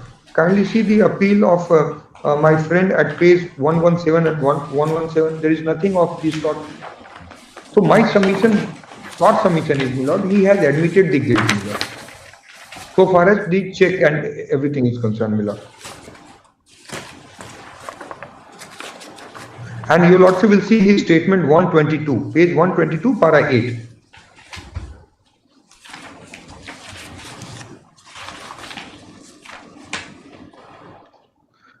Thereafter, inquiry proceeded. Paragraph 8 at 1. An appellant was summoned by the inquiry officer for recording his statement by later dated 20, and his statement was recorded on 30th January 20. B as it is stated, appellant retired. So his statement was recorded. In his statement, he has admitted, my lord. What more I am required to prove, my lord. And the punishment is also very light punishment which is given to him, my lord. Punishment is only stopping of increment at anything, my lord. And your lordship, in cases of forgery, the person is dismissed. He is not entitled to even regularization, my lord. Nothing's proven here. When he said that is not in custody, there's no pointed admission as to the commit, like he commit, you know. No, your lordship, 2 things have been proven. One thing is, my lord, that check was in his custody. Second fact which has been proven against him, my lord. But he said that I came back from Saturday, Sunday, and the keys were with some Jacob Marak. And he did not bring all these facts when the 2 leaves are missing. If all this money is gone, he did now not you see bring this to Jacob Marak also appears as a witness in all the charges. What is his statement? HA. Your Lordship, his statement is there. You talk about preponderance of probabilities, then we have to look at the depositions of the other witnesses also. Your Lordship is right. Lordship, kindly come back to page 104 once again for what is his statement? 104. I am placing heavy reliance on 104. Yes. Statement on 104. We did not bring it to knowledge of because he did not bring it to knowledge of the drawing disbursing officer. Is that means he's complicit? Because he was, my lord, your lordship will see the conduct of the person. He was having the custody. 2 leaves are missing, and he saw that the money is missing. Money is missing. He didn't report it to the. He didn't report it to the DDO. Did not report to it. So 2 plus 2, my lord, because it's not a criminal trial where I have to prove it is beyond reasonable doubt. It's a preponderance of probability, my lord. When your lordship will see in the middle of, I am placing heavy reliance on page 104 and second part. When asked for the second charge, transgression of authority and criminal breach of trust, was asked whether he brought the unauthorized withdrawal of money to the knowledge of DDO. He replied he did not bring it to the knowledge of DDO. When asked about the allegation that 2 checks were missing and 2 checks were containing activities and practice trace of forgery, did he bring to the knowledge of authority? He also submitted it was his responsibility to keep the financial instruments like check, book, register safe and bring to the notice of authorized DDO in case of any discrepancy, but he failed to. As alleged, the non-reporting of missing checks or unauthorized withdrawal of government money is a gross negligence of duty amounting to transgression of authority. See, you only said that he admitted to the fact that he had neglected his official duties. That's all. Yes, my lord, and for that we have, to that extent, for that punishment it is not a harsh, disproportionate punishment. Then why recovering the entire amount from him? Because the fact of the he's culpable that way. It is because of his, either he has, because my case is that he has misappropriated, but if on the basis of the evidence recorded, and at least it is his duty, because of that the loss has been caused to public exchequer. He was the officer who was directly responsible, my lord. But why was not given a chance to examine? My lord, my answer is, your lordship is right. Now my answer to the query which has fallen from your lordship is twofold. One, it is his admission, it is good enough. In my humble submission, my lord, once he admits, my lord, this is his other parts. If I issue the evidence of other witnesses, my lord, on the basis of this material, I can impose punishment in law or not. Okay, give some authorities then. I will place that authorities, my lord. I have the authorities compilation also on that, and I will give it to the other side also, my lord, on this part. That once admission is there, my lord, then even departmental proceeding is not required to be proceeded further, my lord. This is reported in the office of DFO, the statement. The second hearing was done on 2710, copies in the office chamber division. And who was present in that day, I want to know, on 27/10/2020 when the statement was recorded? You produce the records. It's interesting. He was present, my lord. And that no, he was present. Who else is present apart from him? DFO? Only DFO and him. Who recorded the statements? Inquiry and the presenting officer will be present, my lord.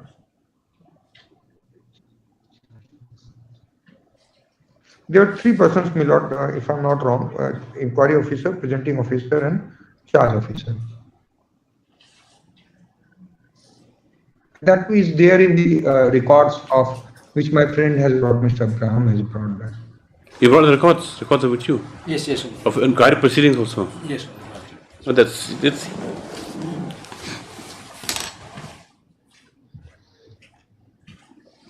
the depositions are here also. Yes, so much. Depositions are also here.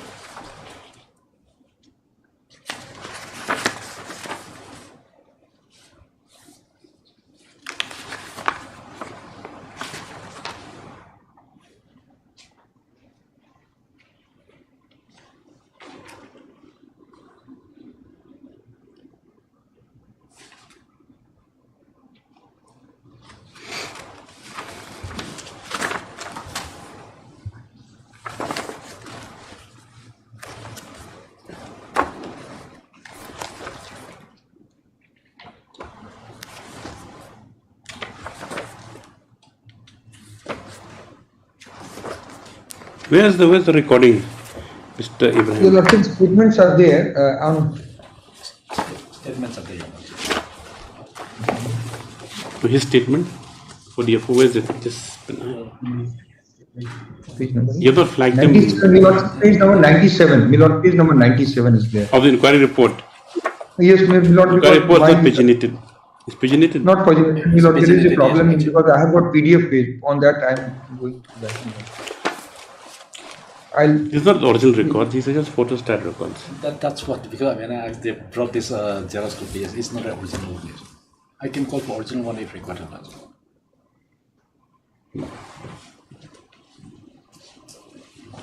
People are the next statement of the case.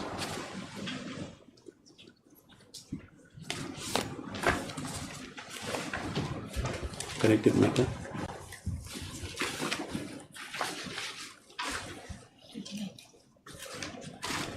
Let's see.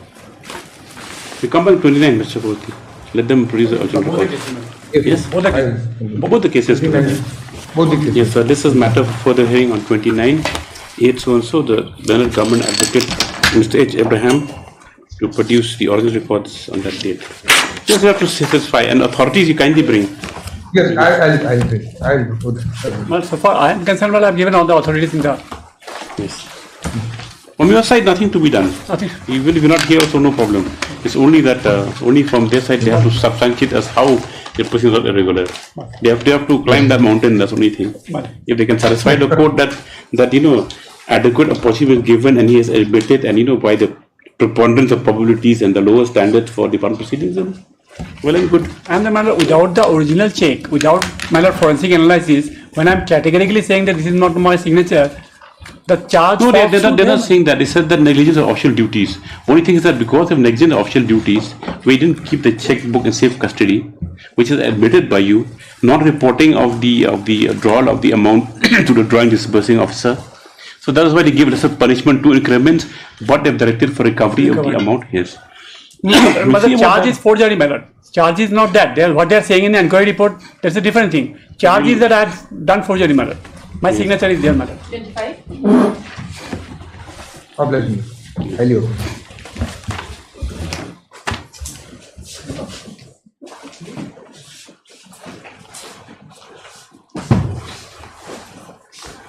Also, Krishna. By order dated 7/7/2023, this court had observed that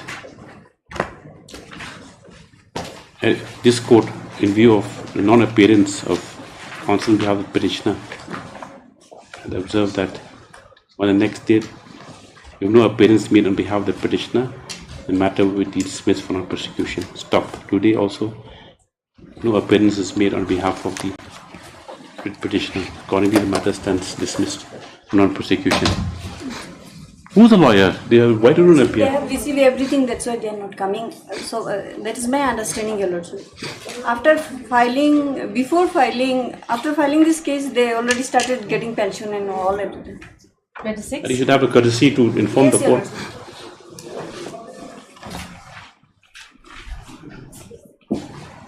Please, Lordship. Lordship, in the last question, this could allow me to file a rejoinder. Meanwhile, I said, till before it came for hearing, you have not done it. But you unfortunately, don't need rejoinder. My client is not coming, Lordship, for signature. He's not? It's not coming for signature. He's not cooperating with you? Yes, Lordship. It's not coming, sir. So I'll just proceed with the hearing, Your Lordship, in the next date. We will not file rejoinder. Mr. D. Nyota submits that. Lordship, for my petitioner's friend's argument is that petitioners are even interested in the case. Lordship had passed a status quo order in the last date, Lordship. Then made a status quo maybe lifted, Lordship. Status quo regarding? Regarding appointment. What's the matter about? Lordship, this is a matter regarding appointment of the petitioner.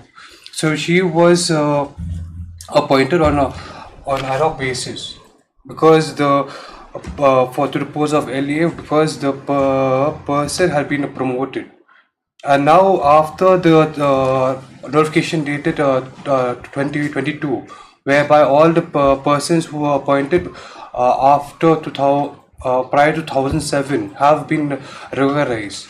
and that post which the petitioner was holding, that has been that sanction post has been filled up by the original person who was promoted on temporary basis. Now that sanction post is not available anymore.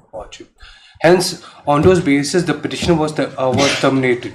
But then your lordships had since the matter was pending, lordship had directed that status quo shall be maintained. So she is still serving now. Yes, yes. According to lordship's order.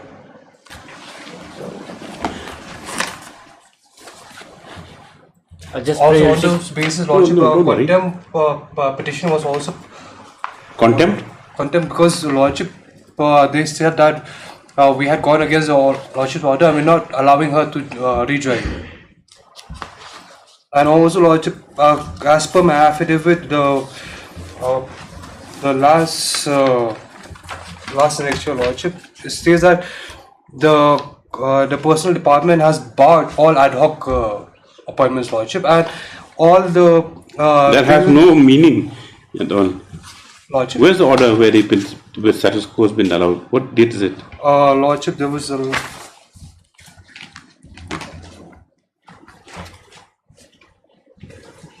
in the month of May, Lordship, Miss case.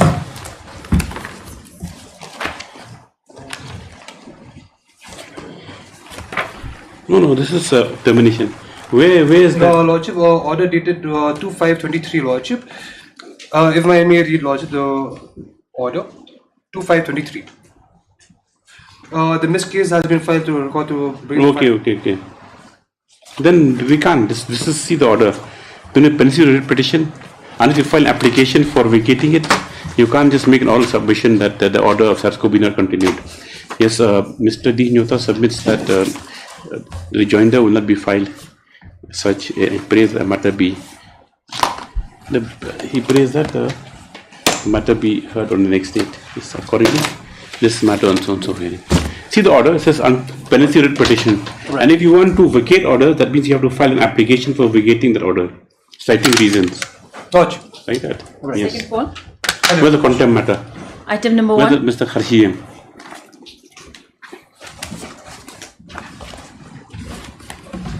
Harry Lodge. Yes. Second call, item number 1. Due to technical reasons, as the counsel petitioner, the counsel petitioner, due to technical reasons, could not join. As such, this matter tomorrow. Submit this for motion. Yes. 15.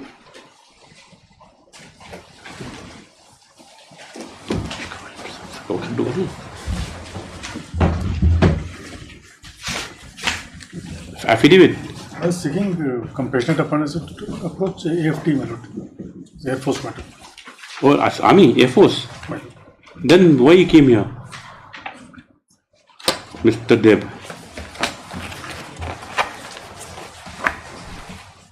Where is your? Try to take instructions on that. Para 3. No. Yeah, yes. Air Officer Commanding, Air Wing Force, Commander. And Air Force. Then?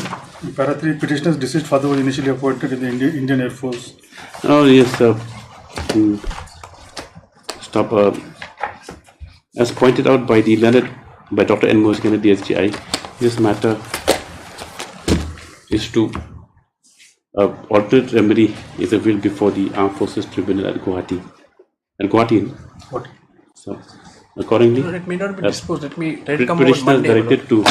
We will not hold it honestly in these Till matters. Monday, I'll just take petitioner is directed to approach appropriate forum for remedy. Till Monday, my lord. I am praying till Monday. I'll take instructions. It'll just come up. Instructions for what? I'll just inform. It's very clear. No, I'll just inform to him before. See, you had a very heated argument, say, with the court, No, in and fact, finally the order was I passed. fairly submit perhaps even we were not aware. So I'm only praying till Monday, my lord. Okay, let's yes, Thomney. It has been pointed out by the Dr. N. Mosgan at the SGI that the matter should go before the Armed Forces Tribunal Guwahati. Stop, Mr. S. Deb prays that he may be allowed to 2 days time to instructions. This is the matter on Friday. Yes. Obliged.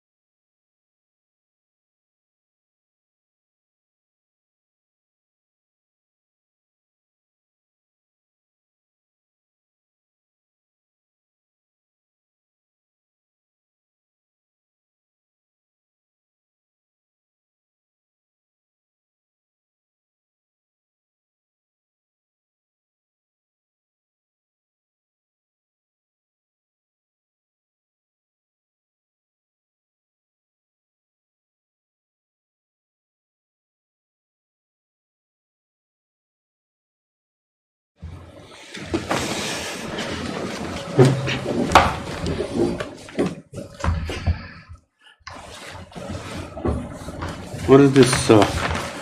One? Lord, I have one preliminary objection as to the maintainability of the institution. Why? What? Let's hear what's the matter about first. Remedy of appeal, my lords. Preliminary objection, and that's why I have preliminary objection. Okay. Pre-objection, why is the order under PP Act? This is the order against the passed by the under the public premises erection under section 4. An appeal lies under section 8 before revenue board. Yes. I see. What? Impugn order 28(7). There are two orders, my lords, which is why we are before your lordships. Number one, my lords, if my learned friend is taking the objection of appeal, my lords, I will deal with it. Section 8, my lords. They are saying that there is an appeal provided under Section 8. We have copies of the Act, right? We have made copies of this Act. Page 62 of the repetition. I just place my objection here. Page 62. My lords, we have made copies of the Act. 62. Procedure 3 and 4. The Court of Deputy Commissioner is proceeding under section 3 and 4. Paragraph 1. A common judgment and order I shall be passing the order on application filed by Meghalaya Transport Corporation under MTC Eviction Act, my lord. Now I skip the parts, my lord. The issues are at page 6. Page 6, paragraph page 6, page 63. Para 6. Yes. Yes. The proceeding under the Act came for further hearing before the undersigned on 10th January 2023, and following issues were framed for determination. Whether pendency of civil suit filed by the tenants can prevent continuation of PP proceeding, whether there is a perpetual tenancy between landlord and tenants, whether tenants are unauthorized occupants under the PP Act, my lord. And after dealing with all these issues, my lord, yes, the students of law and everything, your lordship will see page 65. Paragraph 12. Yes. It is matter of record that tenancy agreement in respect of public premise has come to an end with effect of time. The fact that tenancy agreement has come to an end has not been disputed. Therefore, continuation or occupation of public premises in question after coming to an end of the term of tenancy is nothing but unauthorized occupation in meaning of section 2 also. Therefore, I have no hesitation that unauthorized occupants of public and they are liable to be evicted. Now, coming to the issue framed on 10/1/23, I am of the considered view that no case is, as far as the issue of pendency of civil suit is concerned, the challenge was led in one of the notices in writ petition number so and so before the Honorable High Court of Meghalaya to the notice under section 3 was 1 of the Act. Honorable High Court, by judgment and order dated 20th May 2020, passed in the above writ petition in unequivocal terms held that Meghalaya is not precluded from resorting to Public Premises Eviction Act for recovery of suit premises during the pendency of civil proceedings. For ready reference, para 9 of the judgment and order. However, before parting with the records, though the respondent is not precluded from resorting to Public Premises Act for recovery of possession of the suit premises, taking into account civil proceedings are pending, wherein interim orders are all further actions by the respondents are to be in accordance with law, with due process of law. Therefore, in view of the categorical pronouncement of the Honorable High Court, notices cannot prolong the proceedings under so and so. The issue is decided in favor of corporation against the notices.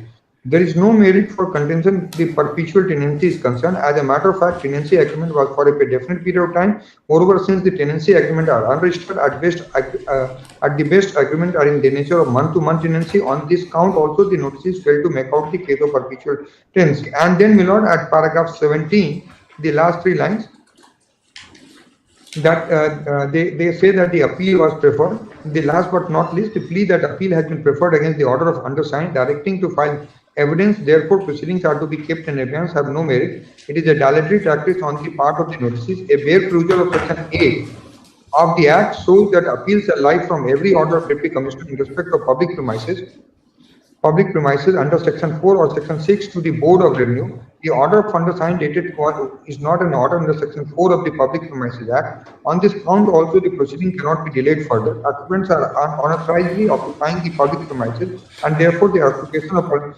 nothing but unauthorized occupation under 2I. I therefore in exercise of power under 4.1 hereby order the tenants and occupants who are unauthorized so and so to vacate the premises within 15 days of the date of notice in terms of Yes. Now kindly see section 8, my lord. Section 8 of the Act, my lord. Section 4, my lord. First, section 4, your lordship may kindly see, because this is the order passed under section 4. Yes. If after considering the cause, if any, shown by person in pursuance of notice under section 3 and any evidence he may produce in support of the same, and after giving him reasonable opportunity of being heard, the Deputy Commissioner is satisfied that public premises are in unauthorized occupation, the Deputy Commissioner may make an order of eviction for reasons to be recorded therein, directing the public premises shall be vacated by such date not being earlier than 15 days from the date of its service, as may be in occupation thereof or any part thereof, and cause a copy of order to be affixed on the outer door or some other conspicuous part of the public premises. If a person refuses or fails to comply with the order of eviction under 1, may or any other officer duly authorized by this law may evict the person and take possession, and then appeal may not is provided in section 8. Yes. And appeal shall lie from every order of Deputy Commissioner in respect of any public premise under section 4 or section 6 of the Code of Revenue. So the appeal provision is under section 4 and 6 of the Code of Revenue, and the writ petition, my lord, the prayer which has been made by friend, and in paragraph 36, if the lordship would see the 36, page 24, my lord. Page 24 of the writ petition, my lord. Page 24 of the writ. 24. Yes, prayer. paragraph 36. No, just before the prayer. Yes. There are no other alternative and efficacious alternative remedy open to petitioner in the facts and circumstances of case, and relief sought for and shall be adequate and completely granted, my lord. So the submission which is being made, my lord, that there is no alternate efficacious remedy, whereas section 8 clearly provides the provision of appeal. And your lordship has the order which has been quoted was passed by your lordship in the impugn order, where your lordship has taken a view that there is an alternative remedy. May I place that order, my lord, passed in the case of Jain Kumar De by your lordship. Where's that order? Jain Kumar De. Jain Kumar De. In the same matter? Lordship. This is arising out of same notice, my lord. Paragraph 9, my lord. Paragraph 7, your lordship, it is seen that only bone of contention, paragraph 8, is with the notice issued to the petitioner to vacate the premises. On perusal of the notice, it clearly reflects that no action has yet been taken in pursuance of same, and it is only wanting the respondent could be constant to initiate proceedings under the said act if it do not vacate the premises of occupation. Looking into the facts and circumstances of the case as it pertains, presently no case has been made of interference under 226 of the Constitution of India, as the writ petitioner have adequate alternative remedy to resort to. It is understood that before any action is taken by respondent number 2, in furtherance of their objective, due process of law is to be followed, and the petitioner be given adequate opportunity in the said proceeding. Therefore, not being any other point in issue, nothing against it. So, the lordship has taken a that alternative adequate remedy is there under the Public Premises Act, and they can approach the concerned authority under section 4. Against section 4, remedy is under section 8. And two facts, your lordship may. One, the tenancy agreement has come to an end, my lord. That is not disputed, my lord. Secondly, these are on merits. These are submissions on merits. Only two lines, and then thereafter. One, tenancy agreement has come to an end, my lord, and they are not. They are unauthorized occupants, and appeal remedy is there before the appropriate. And so-called notices have been given. They have been given adequate opportunities, and nowhere they have denied that the agreement has come to an end. That's all. Okay. So therefore, my writ is not maintainable on this count. What the prayer you asking only for? Setting aside of the two orders, Milits. I'll come to that, Milits. No, you only said 28. No, there are 24, two, okay. There are two prayers. Yes. Milits, first I'll have to deal with the issue of the objection raised by my learned friend Milits regarding section 8. No, please come to the two impugn orders. Why are they in... Milits. Are you in conflict? They are in conflict, my lords. First, I will take your lordships to the first order, my lords, that is passed on 24th. Okay, he read just now. Okay. I will come to, my lords, at the order of 24th, my lords, if your lordships just bears with me for a second, my lords. Page 32, your lordships will find the first order. 32. Yes. Your lordships have it, my lords. 28 July This is 2023. dated the 28th of July 2023. Your lordships will kindly take note, my lords. Now, this order, Form B, is very important. I would urge your lordships, my lords, to kindly take note of Form B. And your lordships will see what it is. It is an order under subsection 1 of section 4 of the Meghalaya Public Premises Eviction of Unauthorized Occupants Act 1980, read with Rule 3. Now, what is Rule 3, my lords? Rule 3 are the rules that have been framed by the government of Meghalaya, my lords, under the PPA Act. I'll take your lordships to the rules. Now, what does this order very interestingly say, my lords? May kindly see. This is 2 so-and-so, my lords, and it says, whereas I the undersigned, after due issuance of show cause notice, am satisfied that Shri Hotel Swastik, my lords, authorizes occupation of the public premises specified in the schedule below. So the prima facie finding recorded by the Deputy Commissioner is, my lords, that I am in authorized possession. It was a typo, I think. It's not a typo, my lords. You sure? Yes, I humbly submit before your lordships that it is not a typo. It is not a typo, my lords.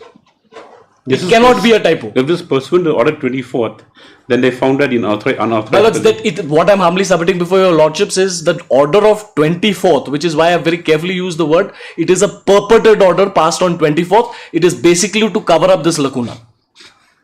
Now your lordships will see, my lords, the mandate under section 4, my lords, requires 3 things to be done. 1, show cause notice to be issued, my lords. 2, evidence to be led. 3, opportunity of personal hearing to be granted to the petitioners. Admittedly, my lords, and I will demonstrate it, evidence is not led. Opportunity of personal hearing is not there, my lords. One fine day, the Deputy Commissioner decides to pick up a pen and paper and churn out some kind of an order, my lords, and we don't know whether the order is of 24th or whether the order is of 28th. Interestingly, my lords, the order of 28th of July is sought to be served on us today after the matter has been mentioned before your lordships. 24th. The order passed, my lords, at Annexure 5. Yes. Which my learned friend has taken the difficulty of reading. Your lordships will kindly see when it is being sought to be served upon us. On the right hand side, your lordships will see on 9/3/2023 at 12:45 p.m., 12:52 p.m., 1:10 p.m. What has happened is, my lords, that there was no order. Somebody wakes up, my lords, and decides, oh no, there is requirement of some kind of an order being passed. What's the importance of Form B, you saying? Now, I will take your lordships to the rules, my lords. If your lordships kindly have the act first, my lords.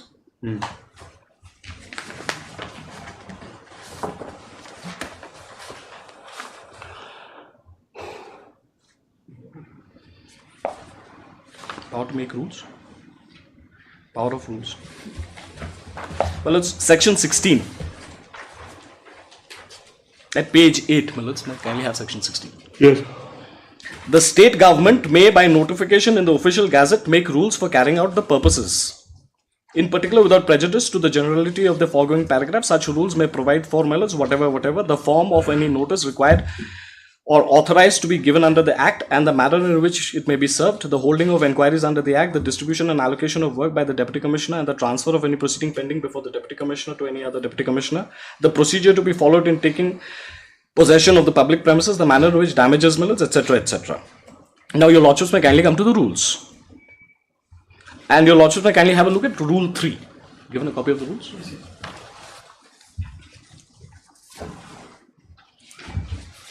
In hottest haste, my lord, sometimes the simplest of mistakes are made.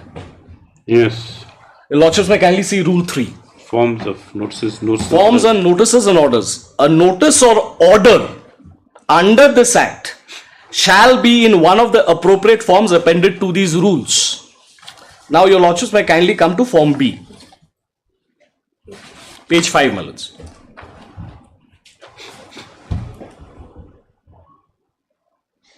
Yes. And it says, my lords, Form B, order under subsection 1 of section 4 of the Meghalaya Public Premises Eviction of Unauthorized Documents Act 1980, read with rule 3. Yes. And, my lords, your lordships, why I say it's not a typo error, it came to my mind, my lords, that it could be a typo error. Your lordships will kindly read paragraph 1. Yes, whereas I, the undersigned, after due consideration of the show cause and the evidence tendered, am satisfied that she so-and-so is in unauthorized occupation. Unauthorized occupation cannot be a typo error of authorizes. No, what is it? It's not the same. This Form B is different. It is the same form. It's not the same form. It is the same form. I'll take your lordships to both the documents. Just wait, Mr. Paul. My lords. Not to get over hyper. No, just see. If I may take your lordships just read this Form B is issued at Lecture 4. My lords. I'll take your lordships. I'll read. Just read the first line. My lords. Yeah. Whereas I, the undersigned, after due issue the show cause notice. My lords. It's in the notice, okay? That's your 28th July. Now see the Form B. With undersigned, after due consideration with show cause. My lords. And so due issuance and due consideration are two different things. Because, my lords, here what has happened is there was no consideration of my show cause. That is why it has been modified. Which is why I humbly submit before your lordships that it is not a typo error. It is not a notice on the Form B. Well, it is a notice. Your lordships will kindly see. It is a notice, but whether it doesn't come with due consideration and due issuance are two. It's like black and white. Yes. My lords, consideration of the show cause has to be there. Yes. And consideration of show cause can only be there when there is an opportunity of public hearing given to me. Now, see, it doesn't make any sense. Whereas I understand after due issue of show cause notice, I am satisfied that so and so is in authorized. Authorized occupation of the same. Because, my lords, under this, then under the form, my lords, your lordships will also see there's a requirement of recording reasons why I am not in authorized or why I am in authorized possession of the property. Not done. It's absolutely silent on the issues. There are no reasons that are ascribed over here, my lords. Which is why then there is a requirement of issuing a fresh order and on a back date dated the 24th. Your lordships will kindly see in this, in the form, if your lordships again kindly have a look at the form, my lords, for page 5. Yes. Below the schedule, my lords. Your lordships will see reasons. Your lordships have it, my lords? Yes, yes. The reasons have to be recorded. What I'm humbly submitting before your lordships is, my lords, that any order passed under section 4... The reasons will be covered by the order 24th. My lords, so order... if you I will take your lordships to 24th, my lords. 24th order has been passed to cover up whatever, like you say. That's your submission. My lords. Now, Form B has been issued. Now, reasons... That will be a point contention. Only thing is that the text and content of this Form B... My lords, your lordships are absolutely correct. Yes. Just two things, my lords. There are two procedures under the law, as your lordships are aware, my lords. One, there can have been a formal order passed in the order sheet. Communication thereof is to be made under Form B and they can give the order along with that Form B. Exactly, my lords. Yes. That is not the case here. A reading of the rules, my lords, Rule 3 would show that the order is to be passed in Form B. That's what I'm submitting before your lordships. The order itself has to be passed in Form B. There cannot be a separate, my lords, template for the order, and an extract of that order cannot be given in Form B. That's what I'm humbly submitting for your lordships. That's number one. Now your lordships will kindly see what happened in the matter, my lords. We had come before your lordships, my lords. Your lordships had dealt with that matter. And my lords, what my learned Advocate General friend was reading before your lordships had made an observation while disposing of that matter, my lords, that procedure established by law is to be followed in the matter of disposing of these proceedings under the PPA Act. In other words, adherence to the principles of law have to be done.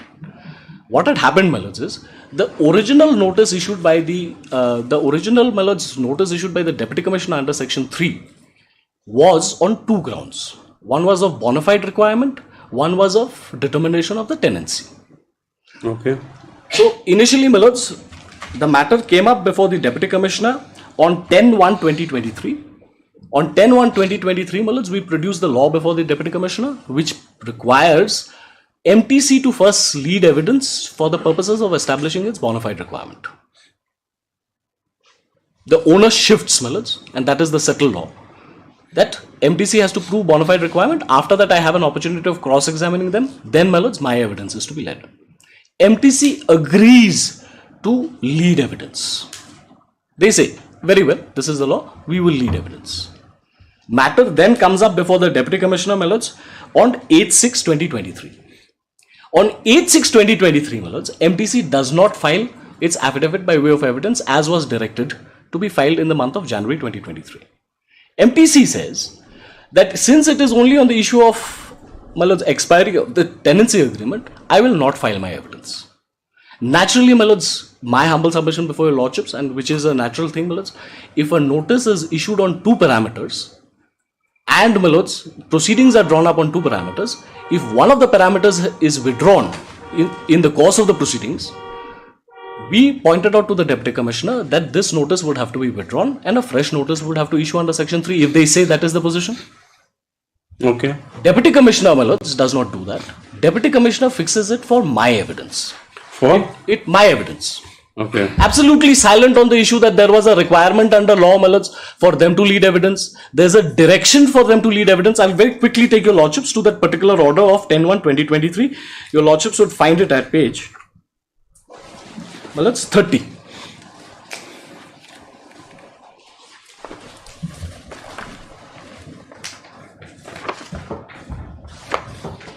Your lordships have page 30. Yes. This is order dated 10/1/2023. CR put up today, seen applications filed by the occupants, tenants praying that the landlord MTC adduce evidence first. The counsel for the MTC has agreed to lead evidence without further delay in the proceedings. The MTC shall file evidence of its witnesses by way of affidavit for all cases on or before 17/1/2023, along with documents, and provide copies of the affidavits and documents to the counsel for the occupants, defendants, tenants. The date for cross-examination of the MTC witnesses shall be communicated to the parties. Which date the tenant shall cross-examine the MTC witnesses. On the suggestion and agreement of both the parties, the following issues have been framed.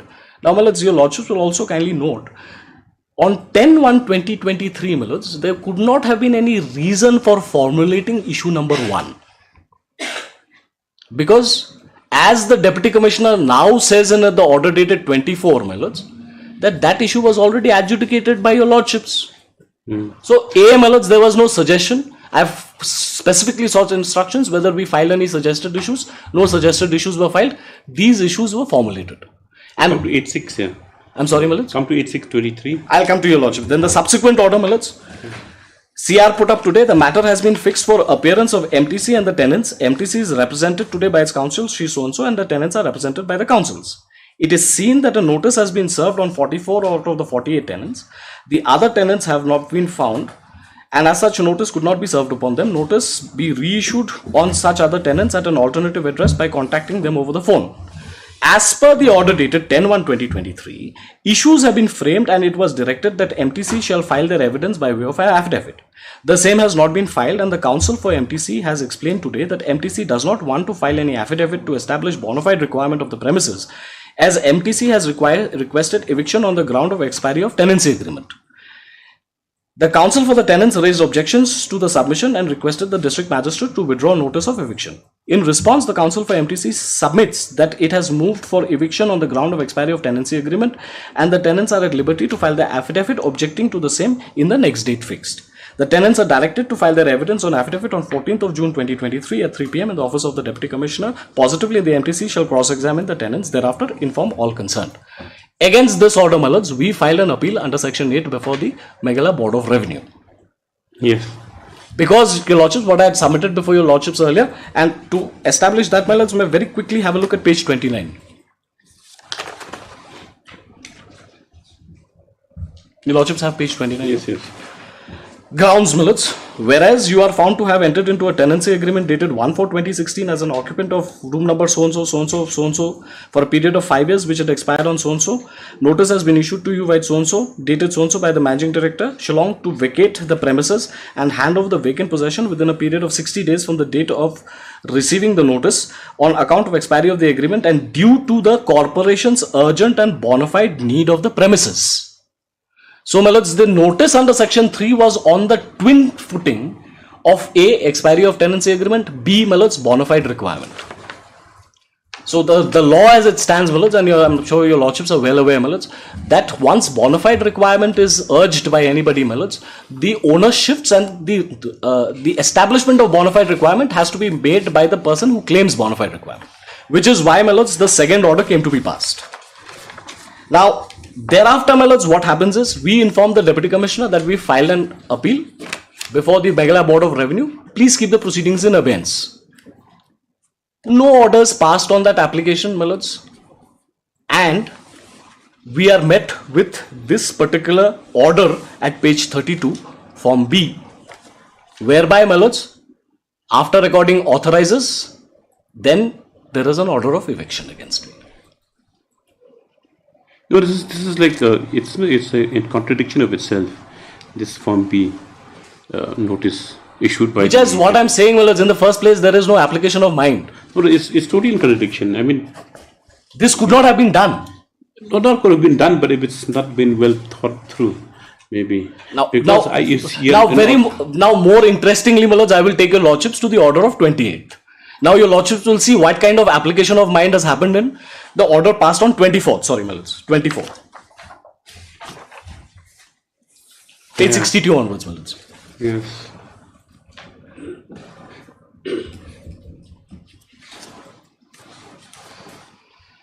Your lordships have it, my lords. By this common judgment and order, I shall be passing an order on the application filed by Meghalaya Transport Corporation under the Meghalaya Public Premises Act of 1980. First paragraph, my lords, may kindly see. The Deputy Commissioner is under the impression that MTC has filed some kind of an application before it.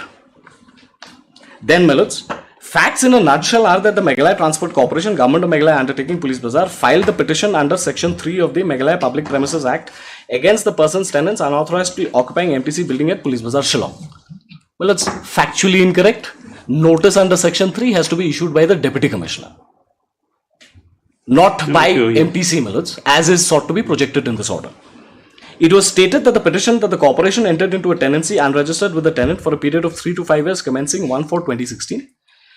That further case of the corporation that the tenancy agreement has come to an end with an efflux of time, the corporation has further stated the notice of eviction to the tenants occupants were duly served, and despite notice, tenants authors are not vacating the public premises, that is so and so, so and so.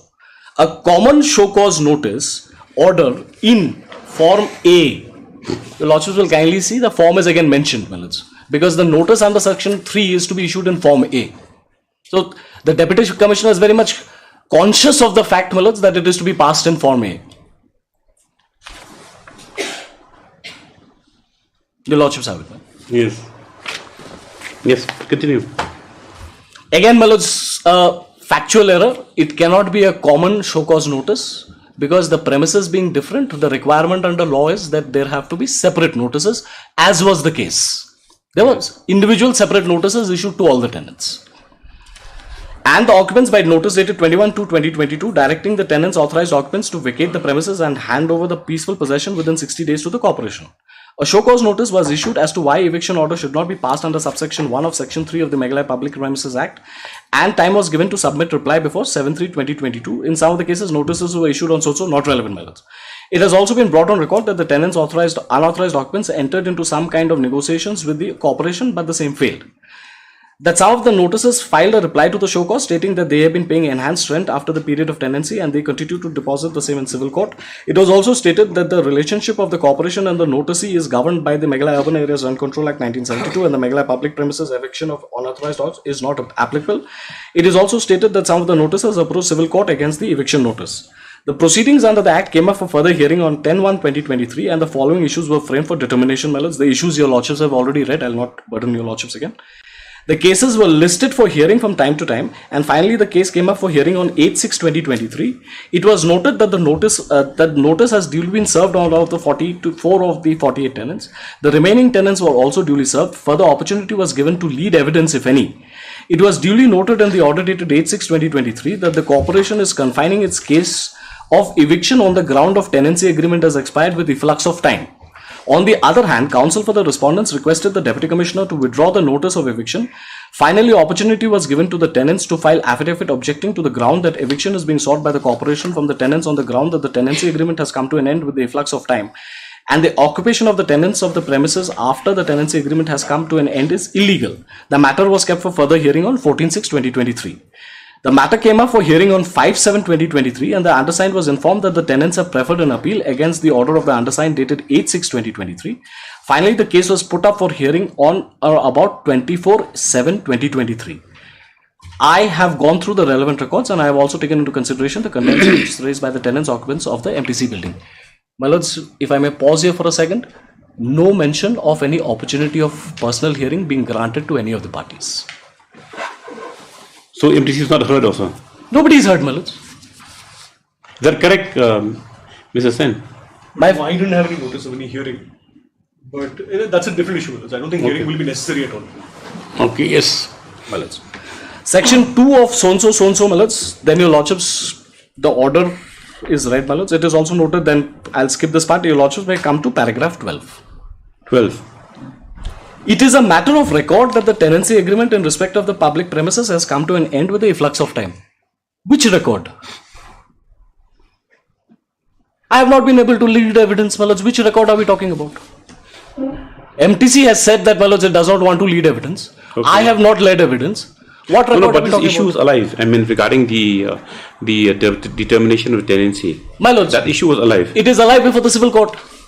No, not alive because this is issue framed by issue the number 2. Deputy Commissioner, sir. Issue number 2, yes. Your lordships have rightly caught it, my lords, exactly where it is. Issue number 2 of whether there being a, my lords, continuation of the tenancy is an alive issue that has to be determined by the court, by the Deputy Commissioner. Then we continue, my lords, your lordships will see. They have not filed reply where they have admitted that it has come to an end. That reply is not placed on the record by the petitioner. No, it is not. We have never admitted that it has come to an end. And if my lords, if my learned friend allows me to finish, if I, my lords, admit that it has come to an end, where is the requirement of framing issue number 2? Your lordships have hit the nail on the head, my lords, because that's where, my lords, the entire issue is to be decided. The fulcrum of the entire matter is there. The fact that the tenancy agreement has come to an end has not been disputed. Who does not dispute it, my lords? If it is not disputed, where is the question of framing an issue to that effect? Yeah, okay. Then therefore, the continuance of occupation of the public premises in question after coming to an end of the term of tenancy is nothing but an unauthorized occupation within the meaning of section 2. Now coming to the ballots, I have no hesitation in holding notices unauthorized occupants of public premises and they are liable to be evicted forthwith. Now, coming to the issue framed on 10/1/2023, I am of the considered view that the notices have no case in support of the claim. As far as the issue of pendency of civil suit is concerned, the challenge laid down before so-and-so, your lordship's order is referred to. The Honorable High Court by order dated 25/2020. Now, 25/2020, your lordships have already settled this issue. So, where was the issue? Question of framing issue number 1. That is nobody's case that PPA proceedings cannot go ahead. We have been participating in the PPA proceedings. And, my lords, page 66, paragraph 9 of your lordship's order is, my lords, reproduced. Your lordships, if I may take the liberty of reading it again. However, before parting with the records, although the respondent is not precluded from resorting to Public Premises Act for recovery or possession of the suit premises, taking into account that civil proceedings are pending, wherein interim orders are operating, all further actions by the respondents are to be in accordance and with the due process of law. Your lordships are very conscious, my lords, that there is a subsisting claim and counterclaim, and therefore there are civil suits pending, and therefore, my lords, there has to be adjudication of that. Therefore, in view of the categorical pronouncement of the Honorable High Court, notices cannot prolong the proceedings under so-and-so. The issue number 1 is decided in favor of the corporation. Then, my lords, there is no merit in so far as contention relating to perpetual tenancy is concerned. As a matter of fact, the tenancy agreement was a definitive period of time. Moreover, since the tenancy agreement is unregistered, at best agreements are in the nature of month-to-month tenancy. On this count, also the notices fail to make out any case of perpetual tenancy. Well, I have not even placed my case before the Deputy Commissioner. Insofar as issue number 3 is concerned, the same has been dealt with. They have not denied all these. May I let him complete. We'll hear you. May I conclude? We'll pass order, yes. As far as issue number 3 is concerned, the same has to be dealt in detail in the foregoing paragraphs 10 to 12. 10 to 12, my lords, where they say it is undisputed. The same is not repeated here. So, last but not the least, the plea that the appeal has been preferred against the order of the undersigned directing notices to file evidences and therefore the proceedings are to be kept in abeyance have no merit.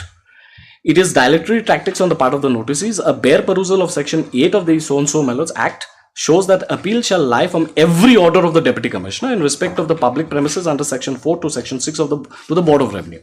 The order of the undersigned dated 14/6/2023 is not an order under section 4. So, my lords, if that is not an order passed in the proceedings under section 4, the evidence has to be led by MTC. And my lords, it goes on to say, on this count alone, the proceedings cannot be delayed any further. The occupants are unauthorizedly occupying so-and-so. So I, therefore, in exercise of powers under so-and-so, my lords, this order is passed. And interestingly, my lords, what I pointed out to your lordships, an order passed on the 24th of July is sought to be communicated to us, my lords, after a mention of that matter has been made before your lordships today morning.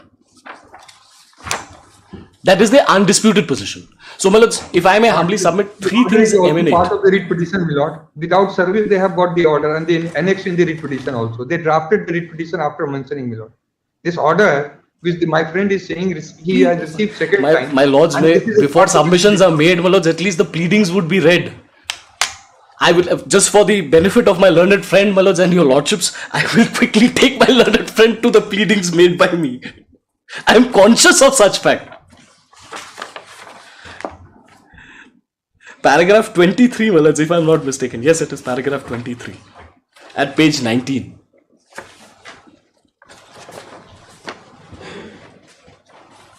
Yes.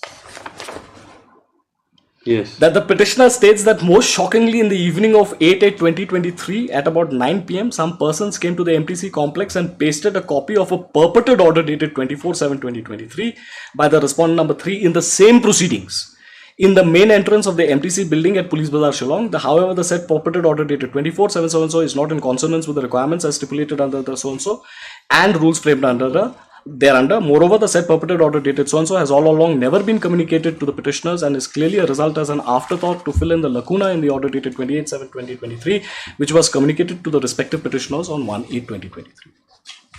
Which is why, my lords, an urgent mention of this matter had to be made before your lordships today. And, my lords, your lordships will kindly appreciate an order passed on 27th of July 2023. Where is the requirement of it to be served to the petitioners, my lords, today after the matter is mentioned before your lordships? And they are aware of the fact that it is going to be taken up at 2 o'clock. Okay, yes, Mr. Who's my lords, just two things, if I may quickly just sum up, my lords. Right. One, my lords, the requirement of the PPA Act Section 4, and if I may very quickly take your lordships to Section 4, my lords.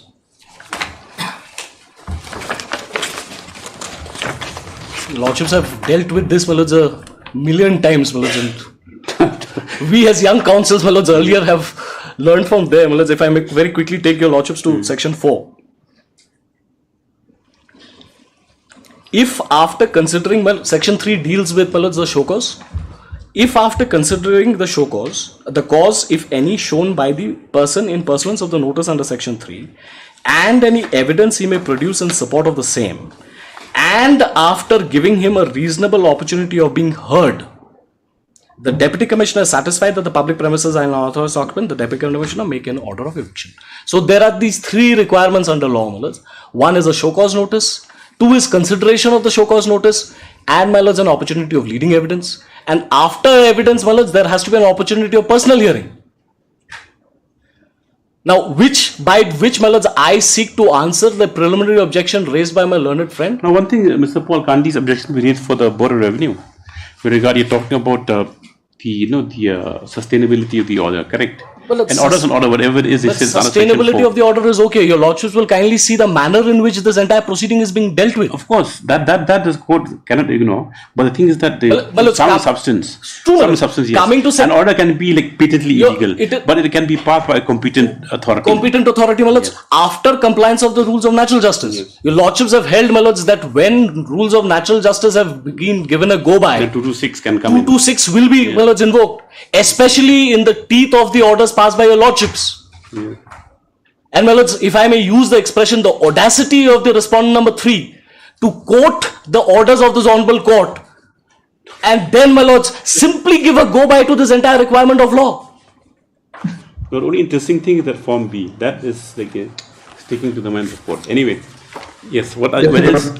Well, yes, my lords, I'm not finished. If I may finish, let me finish. I'm sure, my lords, the Advocate General has his armory all set for firing back at me.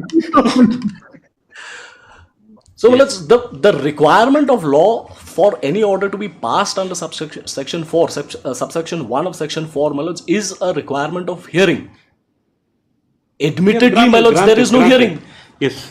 If there is no hearing, my lords, this order otherwise has no legs to stand on. It becomes an order, my lords, patently erroneous in law. Yes. And once it is a patently erroneous order, my lords, your lordship's jurisdiction under 226 is not taken away. Now, reference has been made to some order, my lords, that has been passed by your lordships. This is in the case of that Jayant Dev. Paragraph 9 has been read out, my lords. And credit to the learned advocate general, my lords, of very conveniently skipping certain portions of paragraph 9 while reading paragraph 9. If I may read, my lords. Looking at into the facts and circumstances of the case as it pertains, presently no case has been made out for interference under Article 226 of the Constitution of India, as the writ petitioners have adequate alternative remedy to resort to in the event that eviction proceedings under the Act are initiated. And that was, my lords, in contemplation of proceedings under the PP Act. Here, my lords, proceedings have been initiated. There has been earlier round of litigation before your lordships. Your lordships have said that there has to be adherence to the rule of law. Yes. That is given a go by. And then, my lords, reliance is placed on paragraph 9. Paragraph 9 in the facts of the case has no merits, no legs to stand on. It does not come to the aid of the respondents.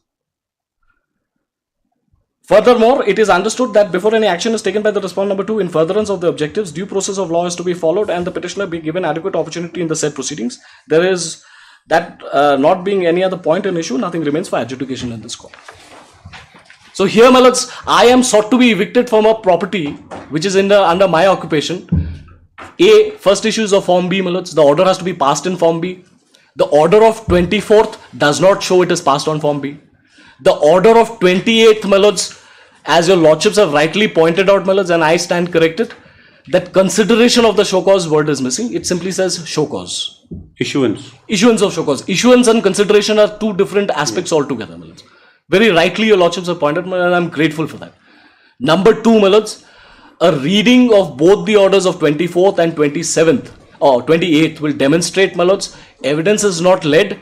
B, no opportunity of hearing is granted to the petitioners. In that event, my lords, my humble submission is this impugned order is absolutely, my lords, fallacious in law and it has to be set aside. Yes. It has no legs to stand on. And my lords, I very strongly say, my lords, just that what has been recorded by the Deputy Commissioner is what sought to be urged by before your lordships by the respondent number 1, respondent number 3. It is nobody's case, my lords, that the tenancy has come to an end. Who is respondent number 3? The Deputy Commissioner. Okay. Because, my lords, if that would be to be the case, then there was no requirement in law to frame issue number 2. Yes, okay. Yes. My lords, and one judgment, please just quickly place, my lords. This is again a judgment of your lordships only, my lords. The same matter? No, my lords. This is in another, it's a detailed judgment of your lordships, my lords, WPC number 182 of 2017. And this is in the case of, my lords, Sumarlin Wankar versus Secretary KJDC. You've given a copy. Paragraph? 18. Paragraph 18, my lords, may kindly have a look, my lords, at page 9. Yes. The existence of alternative remedy otherwise is not an absolute bar to entertain a petition under Article 226 of the Constitution. As per the law laid down by the Honorable Supreme Court in the case of Hansbal Sania versus so-and-so, it has been held that the rule of exclusion of writ jurisdiction by availability of one alternative remedy is a rule of discretion and not one of compulsion. The judgment in para 7, which speaks of the contingencies where in spite of availability of alternative remedy, writ jurisdiction can be exercised by the High Court, is quoted as so-and-so. So far as the view taken by the High Court that remedy by way of recourse to arbitration clause was available to the appellants and therefore the writ petitioner filed by the appellants was liable to be dismissed is concerned, suffice to observe that the rule of exclusion of writ jurisdiction by availability of an alternative remedy is a rule of discretion and not one of compulsion. In an appropriate case, in spite of availability of alternative remedy, the High Court may still exercise its jurisdiction in the 3 contingencies: where the writ petition seeks enforcement of any of the fundamental rights, where there is failure of the principles of natural justice, where the orders or proceedings are wholly without jurisdiction, or the orders or proceedings are wholly, the virus of an act is challenged. The present case attracts applicability of the first 2 contingencies. Moreover, the noted principles dealership, my lords, that is not relevant for the purposes. And your lordships then go on to hold in paragraph 19, my lords. Yes. That the facts of the instant case come within the scope of contingencies as enunciated by the judgment in as much as there has been a violation of the principles of natural justice and the impugned order of the proceedings are wholly without jurisdiction beyond the ambit of section 12 of the Act, As such, though there is an appellate provision contained in the Act, the facts of the case and the efficacy thereof in pursuing the same is overridden by the circumstances which are the impugned proceedings were conducted and the impugned order was passed. Squarely sits on my case. Which Act is this? I think this was the registration of KJDC Millets, Social Customs and Lineages Act 1997. Yes, Mr. Advocate General. Lordship, just excuse me for a minute, Millets. Yes. Friends.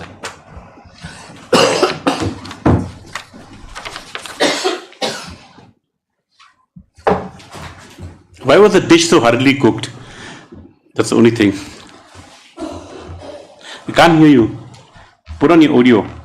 Oh, sorry. Yes. Milord, the suppression is writ large from the writ petition, Milord. First, they say that the writ petition, the tenancy has not come to an end and it is being renewed. They do not place the tenancy agreement before your Lordship in the writ petition, and they are approaching the equitable jurisdiction. My Lord, kindly see their paragraph 2. Paragraph 2 of the writ petition. What they say in the writ petition, my Lord, is this, that they entered into the tenancy agreement. Paragraph 2, because my friend is saying that certain things I have to meet everything. Lord. Paragraph 2, page 13, my Lord. The petitioner states that petitioners are tenants under the Meghalaya Transport Corporation, had entered into a tenancy agreement with regard to tenanted premises which has been renewed from time to time. And okay, one thing, Mr. Amit Kumar. Yes, sir. It's only on those points. Now, appellate remedy is there. The only thing is that whether the order is such a the order I take such a character that that there has been the natural justice has been flouted, whether they were heard at all. That's the only thing to be examined. Whether such orders can be passed action for on a piece of materials on record, or whether a physical hearing is required. Yes, and whether they are not permitted to take evidence, whether there is any evidence that is cogent to the matter here. That's the only thing, because yes, I got it, Your Lordship. Kindly see the so-called notice, page 29. So-called visit. Now my friend is saying 3 things are required to be met. So-called. At page, so-called was received by them. They are not denying the so-called, Miller. Yes. Sorry, I'm reading paragraph 20, page 29, Milord. So-called. Yes. Whereas you are found to have entered into a tenancy agreement dated 1/4/2016 as an occupant of room number so-and-so of transport for 5 years, which has expired on 31st March 2021. Notice has been issued to you by August by managing director to vacate the premises. I think we'll do one thing. We'll give a limited stay. Qualify affidavits. We'll finish it up next week in the division hearing. Yes, sir. Better because otherwise because you have to put things by affidavit also. And only one thing, I will observe that not very happy with that with the notice of form. It shows that there is no infraction of rule also. There is no infraction of rule. Exactly. You have to show that the action that ultra virus, is not in violation or does not militate against the provisions of the. Now, who's accepting notice? Not placed correctly. Mr. K. Paul as a counsel assistant.